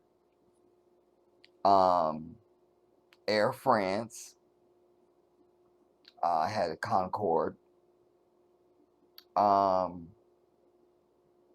Like, who benefited from this? Somebody benefited from this. Was it Airbus? You feel me? Was it? I mean, I don't know. I don't know.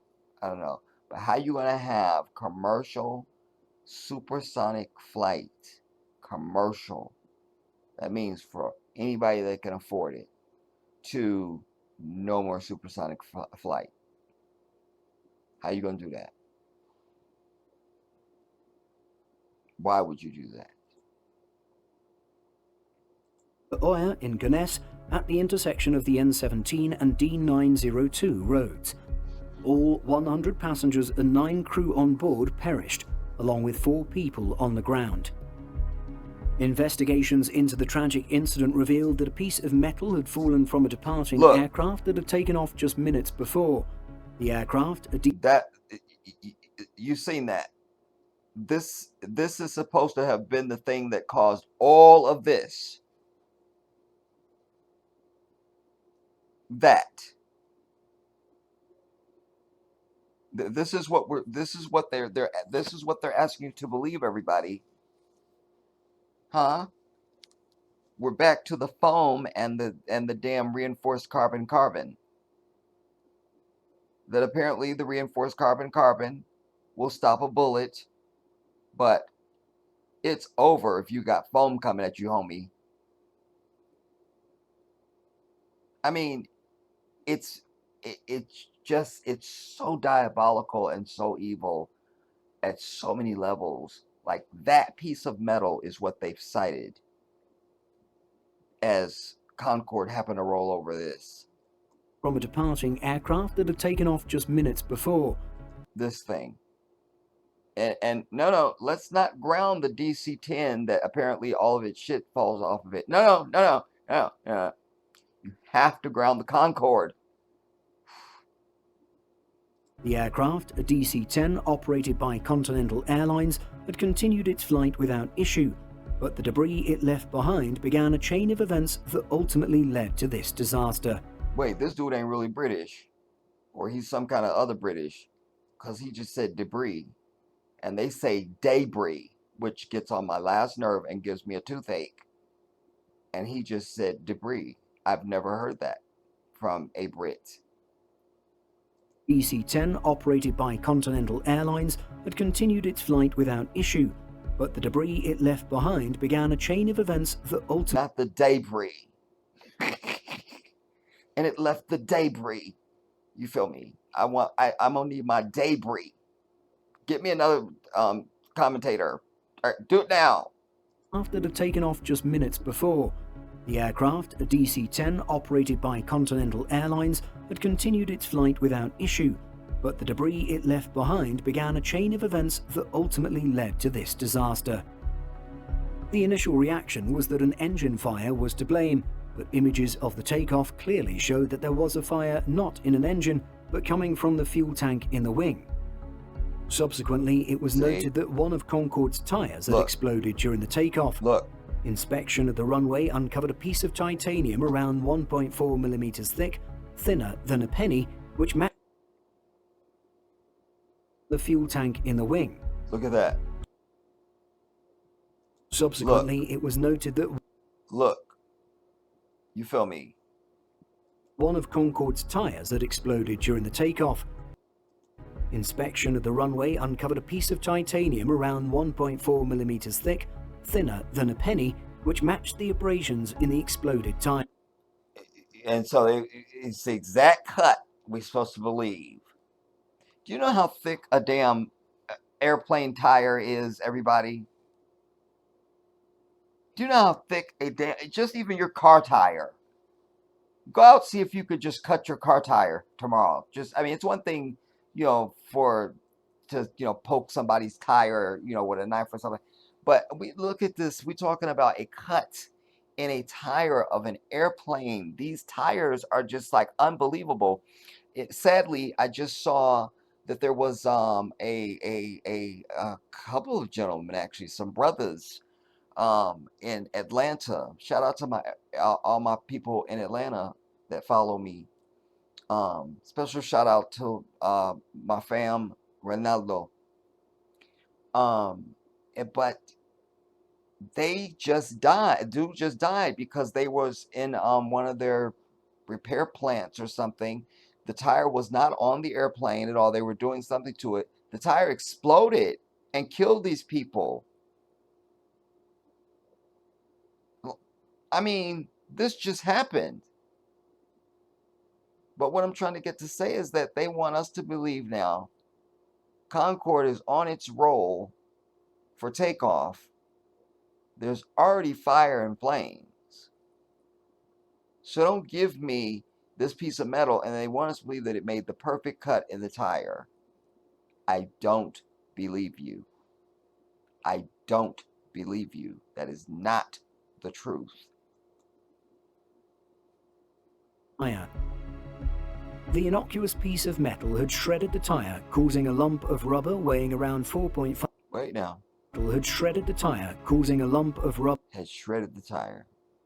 4 millimeters thick, thinner than a penny, which matched the abrasions in the exploded tire. Look. A whole airplane tire. Concorde, no less. Remember, these are going to be even another grade of tire because this thing takes off and lands at speeds higher than, non-supersonic aircraft. So you're talking about a major tire that does not play. But we're to believe that this can opener looking ass piece of metal took down Concorde. That's all you need right there. Take down Concorde. That's it. Huh?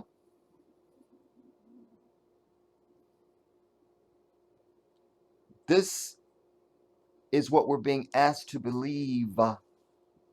Again, you must be the captain of your vessel and you must stand at your gate, everybody.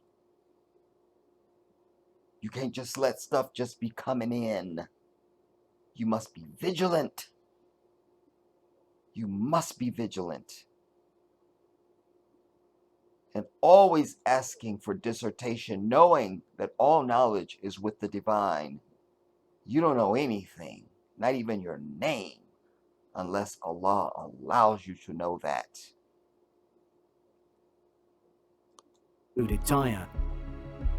The innocuous piece of metal had shredded the tire, causing a lump of rubber weighing around 4.5 kilograms or almost 10 pounds to hurtle from the wheel like a missile. So it shredded the tire. This was the language that was rubber used. Weighing around 4.5 kilograms or almost 10 pounds to hurtle from the wheel like a missile.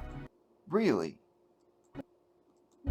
Traveling at high velocity, it slammed into the underside of the wing near the fuel tank, sending up a shockwave strong enough that the fuel tank burst.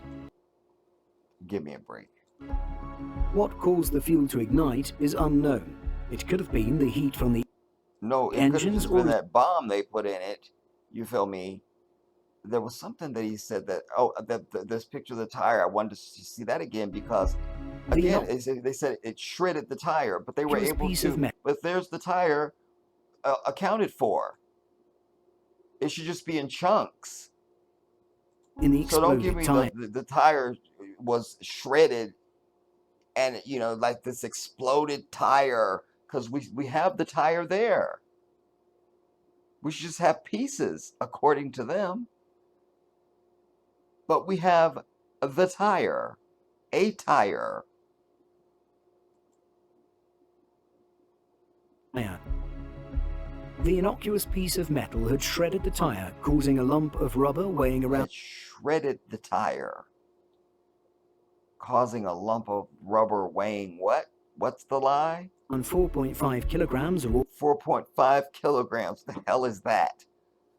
Who speaks in kilograms? They should just be shot off the earth, dude. I mean, like, come on. I'm over it. How many pounds is 4 kilograms? 4 kilograms is equal to 8.818 pounds. 8 pounds. I'm over it. Almost 10 pounds. Nah, 8 pounds. Hurtled from the wheel like a missile. Hurtled from the wheel like a missile, everybody. Huh? Hey, remember, I tell you, they always give this, ooh, crisis, crisis, crisis. So when in crisis, just believe anything. Quick, give me your wallet. Hurry up. You see, you get people in the right frame of crisis, they'll do anything. Quick, take your pants down. Do it now. Give me your purse. Quick. You feel me? So, in all of the hoopla, it sliced the tire and it threw it into the rest of the plane like a missile. Oh my God. Nah. Traveling at high velocity, it slammed into the underside of the wing near the fuel tank, sending up a shockwave strong enough that the fuel tank burst. So we're to believe Concorde was made of fucking rubber or something like this? Remember, this is a supersonic aircraft. You understand? It's been tested for ground effect and vibration and all these sorts of things. It's just not the truth, man. It's not the truth. It's not the truth. And even if it had been, which it was not, but let's just play the game out. You will recall, as I cited for you earlier, in the case of the blowing up of Space Shuttle Challenger, that it was the solid rocket booster. The joint didn't seal, so those gases got through and it burned through it. And when them flames hit that big ass orange external tank, which carries liquid hydrogen and oxygen, boom. You feel me? That's your bomb. So, as I just lost my train of thought,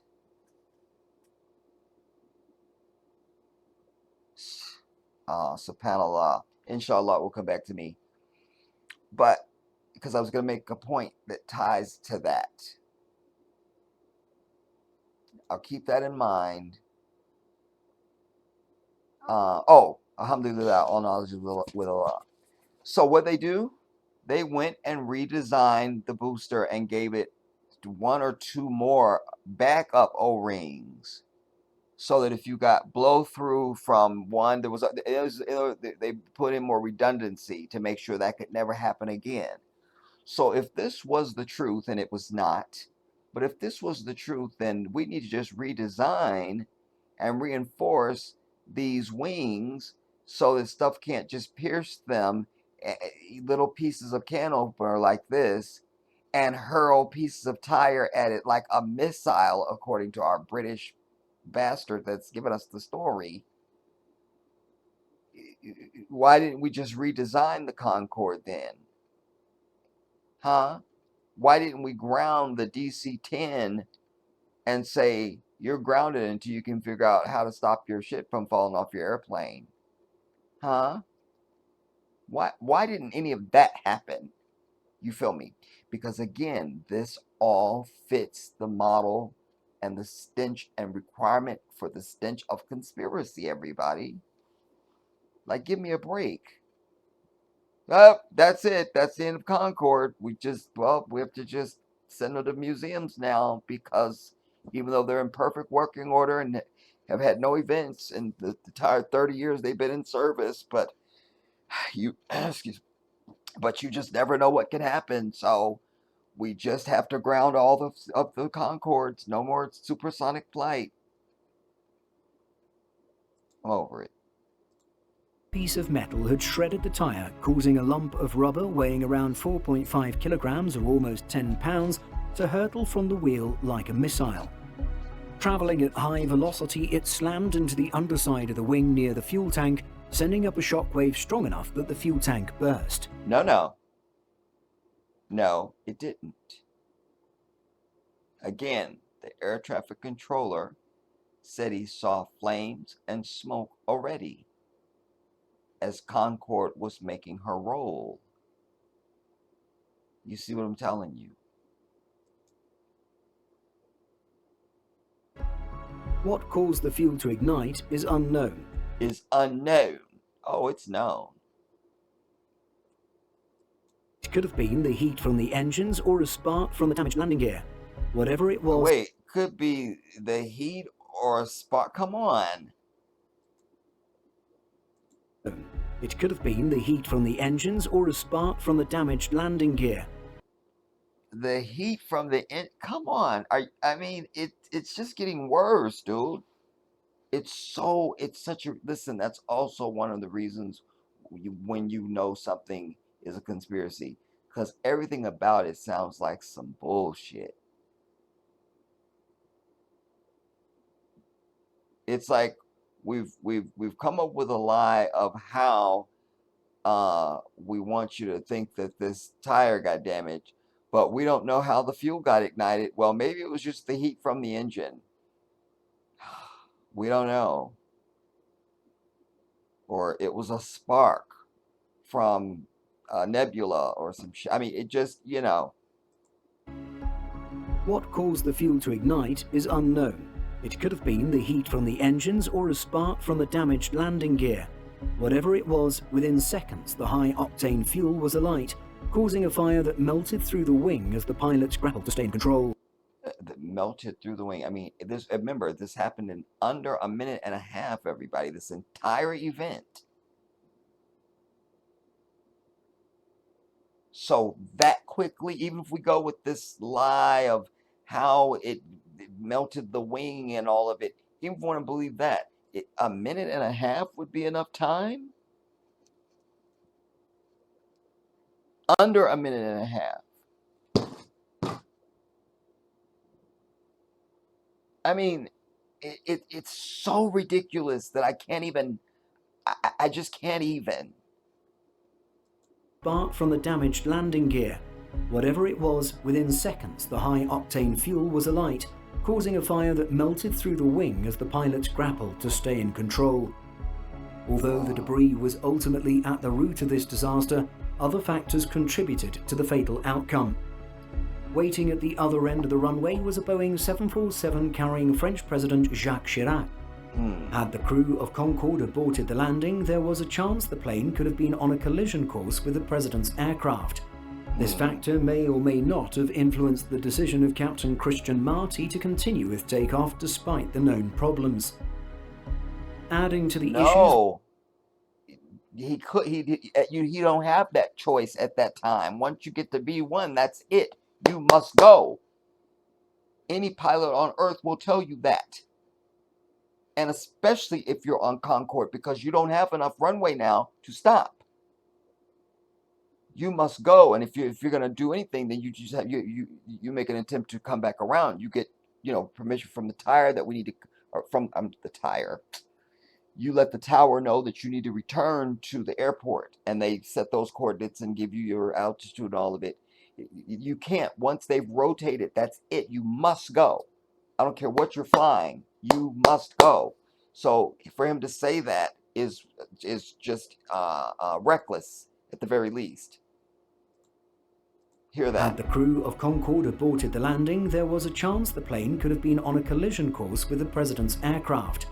This factor may or may not have influenced the... It may or may not. It couldn't have. No. What influenced it was he was already at the point where you must go. That's it.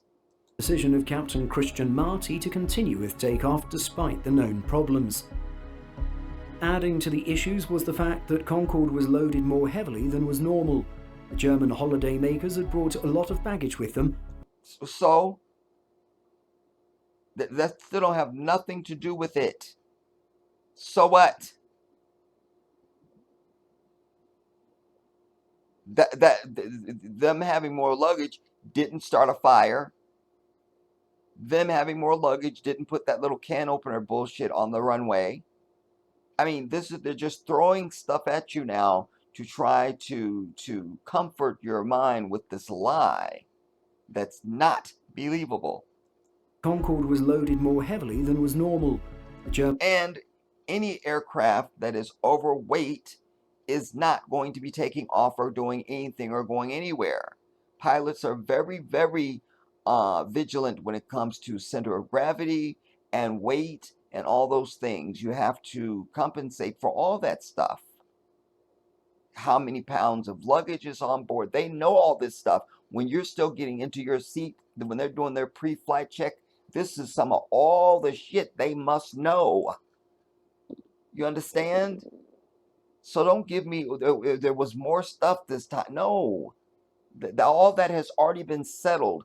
They don't even, pilots aren't allowed to, once you start your pre-flight, you're not even allowed to have personal conversations about you and the kids and the wife or anything. You're supposed to only stay on what is going on with this aircraft.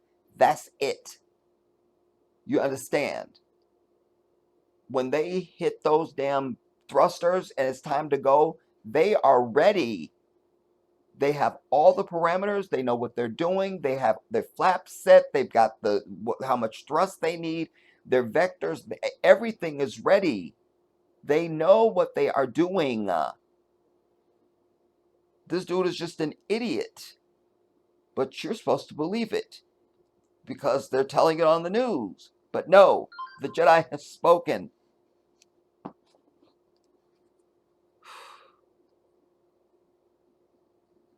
What am I hearing now? I hope y'all didn't hear my damn stomach growling. That would not be good for my modeling career at all.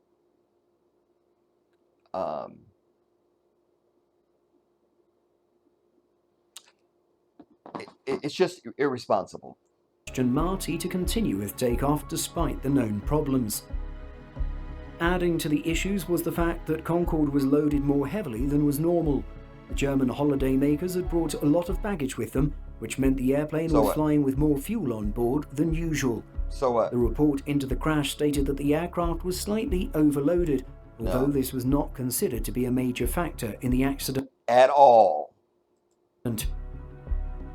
What was... Because it wouldn't have anything to do with anything.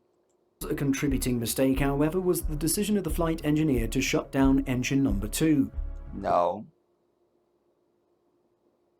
With the fire warnings going off, he assumed that there was an engine fire and shut it down. If the crew... No, dumbass. The air traffic controller told him he had fire and smoke already. He knew. What was a contributing mistake, however, was the decision of the flight engineer to shut down engine number 2. With the damn tower just already told you have an engine fire going on. Of course you shut it down. Fire warnings going off, he assumed... And fire warnings are going off? Come on. There was an engine fire and shut it down. And he was assuming right because look at all this damn fire that we have going on. If the crew had followed normal procedure for the fire warning, the engine might have continued to function and given them... No, I can't. We're not going to make it to the end of this. This guy's getting on my nerves too much. I can't do it. I can't.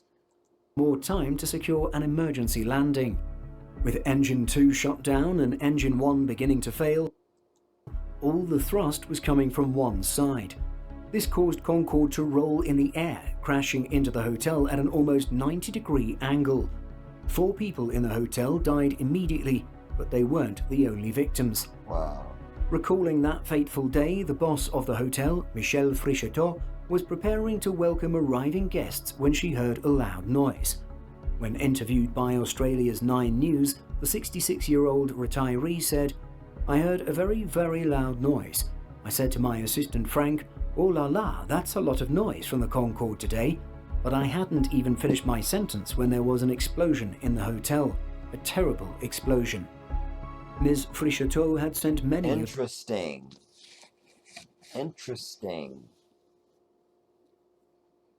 This is reports of a separate explosion. A separate explosion. A separate explosion. 4 people in the hotel died immediately, but they weren't the only victims. Recalling that fateful day, the boss of the hotel, Michelle Fricheteau, was preparing to welcome arriving guests when she heard a loud noise. When interviewed by Australia's 9 News, the 66-year-old retiree said, "I heard a very, very loud noise. I said to my assistant Frank, 'Oh la la, that's a lot of noise from the Concorde today.' But I hadn't even finished my sentence when there was an explosion in the hotel." There was an explosion. Explosion in the hotel. Terrible explosion. Ms. Fricheteau had sent many of the 44-room hotel staff home early and was waiting for a bus carrying young musicians that had been delayed on the road. Our luck was unheard of. 40 minutes later, everyone would have died. Wow. Ms. Fricheteau credits the hotel's flimsy wooden reception counter and her very short height for saving her life. The counter protected her from the worst of the blast, but her face, arms and hair were severely burned. While trying to escape, she remembers telling her assistant Frank to climb out of a window, adding, "It was impossible to get out, impossible. Little Frank said to me, 'Listen, you won't get through, it's not possible.' So I went out through the window as well." Wow. There were pieces of plane all over the ground, and I still did not think of the Concorde. I did not register. I'd not made the connection between the accident and the noise of the Concorde. In the months following the tragedy, Miss Frichateau, her husband, and their children sought out a new life in the South Pacific, moving to the French territory of New Caledonia. Despite Okay, do we need to know that? We don't. I think we're good. being thousands of miles away from where the crash occurred, they've kept in touch with the families of the 4 hotel employees killed. For 27 years, Concorde had crossed the ocean safely with no fatalities until that fateful day. And it still didn't have any that day, because everything that happened to this thing was not of the Concorde. Do you understand? Been some issues with rudder losses, and British Airways had grounded a plane due to cracks in the wings, but nobody had been hurt in any of these incidents. As a result of the crash, all Concorde models were grounded pending re-engineering on tyres, landing gear and fuel tanks. The fleet returned to service in 2001, but consumer confidence was shaken. Enthusiasm for travel further diminished in the wake of the September 11th attacks.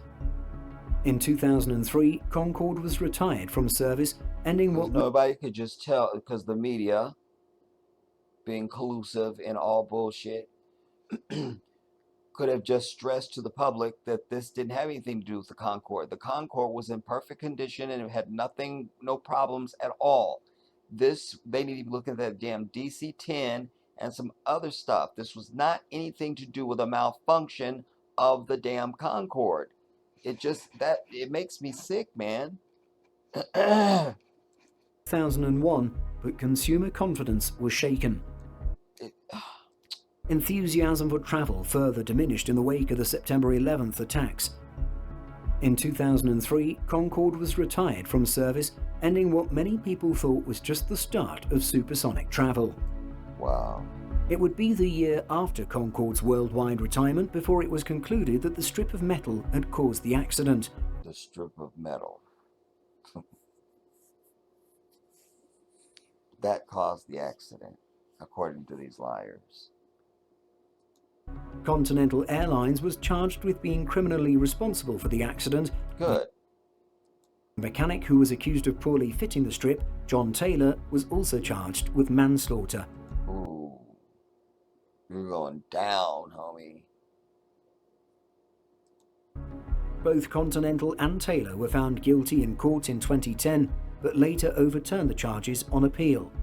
Nevertheless, the airline was ordered to pay 70% of the €100 million compensation amount that was given to the families of the deceased. Although Concorde will never fly again, AvGeeks can still enjoy the beauty of this Delta-winged stunner at various aviation museums around the world. Former Concordes have homes at the Museum of Air and Space in Le Bourget, France, the Fleet Air Arm Museum in Yeovilton, UK, the Smithsonian National Air and Space Museum in Chantilly, Virginia, Sinsheim Auto and Technik Museum in Germany, the Intrepid Sea Air Space Museum in New York, and many more locations.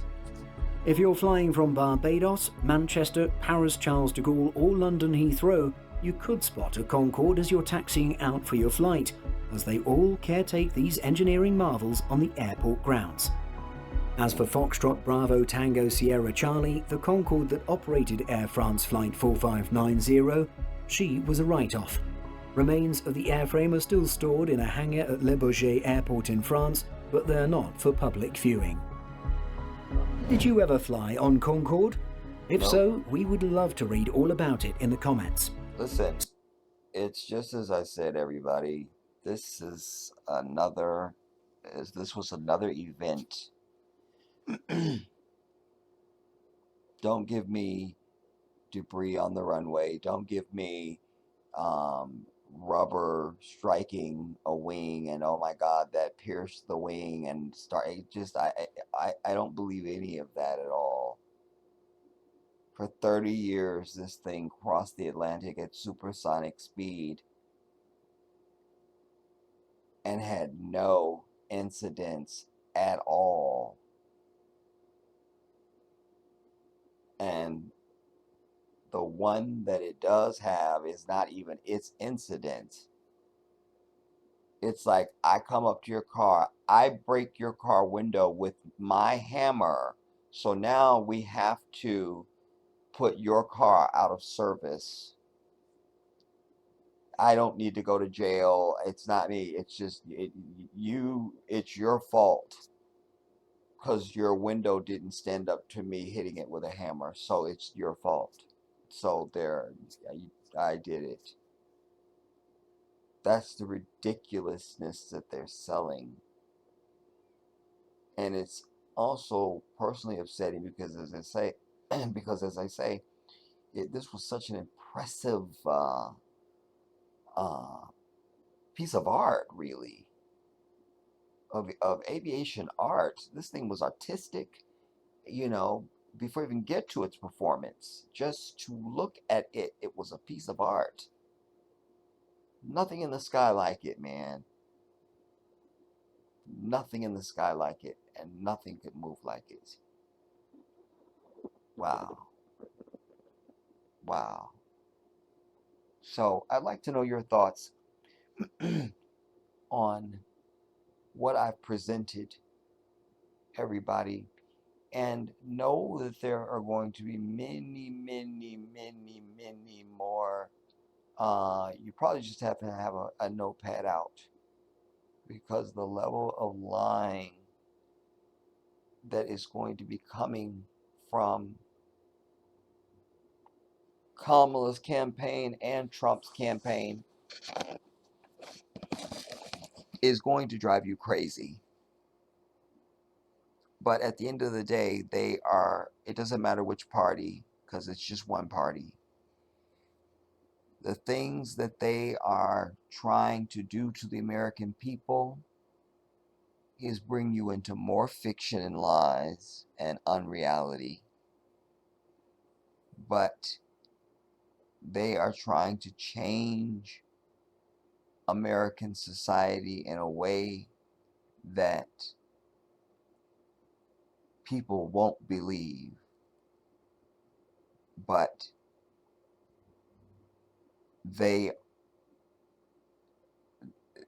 those who will be the victims of all of it, they are their own perpetrators because they're not paying attention now, and they never have been. You understand? They won't know what hit them. It's just like when poof, COVID, boom. You see, people weren't prepared to even know how to deal and didn't know how to listen and went immediately to Panic Street and believed the very deceptors, believed them, and many are regretting it now. It's going to get worse. It doesn't matter who wins the damn election, because whoever wins, their agenda has already been set for them by people whose names you don't know or faces you've never seen. Do you understand? It's just going to be bad. But I wanted to bring this because the way that they tie together, you know, the deception and lies of it all, you know, is it confounds me, you know. Like I can't even find the words, dude. I can't even find it. But we will speak more about this. I'm sure, inshallah, once we're live. There was something else I meant to mention to you guys that wasn't going to be a part of this or anything like that. It was just something else that was going to be.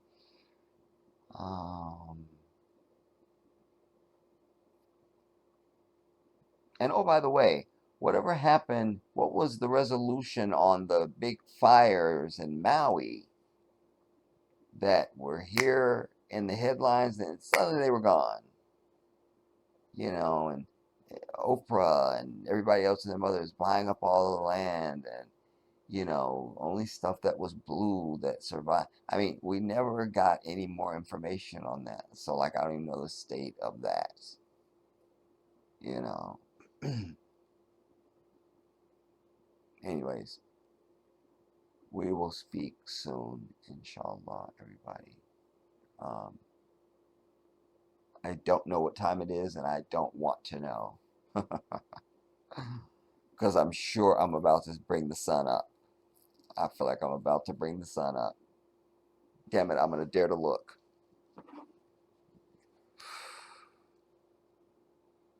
It is 3:52 a.m. I'm over me. I'm over me. I'm over me. Anyway, I hope you've been enriched by what I was able to present to you, everybody. I look forward to your comments and your reactions to all of this. If you are new to me, I invite you to join our family and to subscribe. I'm going to release this actually, I think, on both channels. So this will be on Jedi Africa and on the regular Jedi channel. Whatever channel you're seeing this on, join our family, subscribe, and excuse me, and be a part of something that is here to enrich and to educate. You know, when my people come, anyone is exposed to me, not just on my social media platforms, just anyone who encounters me in life. It is always my goal to leave you fuller when you leave me than when you came to me. That is my goal. So I look forward to you joining our family, and hopefully we'll get a chance to get a live stream in very soon as well. Also, don't forget to give the video a thumbs up to everybody, to help with the channel growth on the Jedi and on Jedi Africa. And yeah, I love you all. I'll see you soon. This is the Jedi.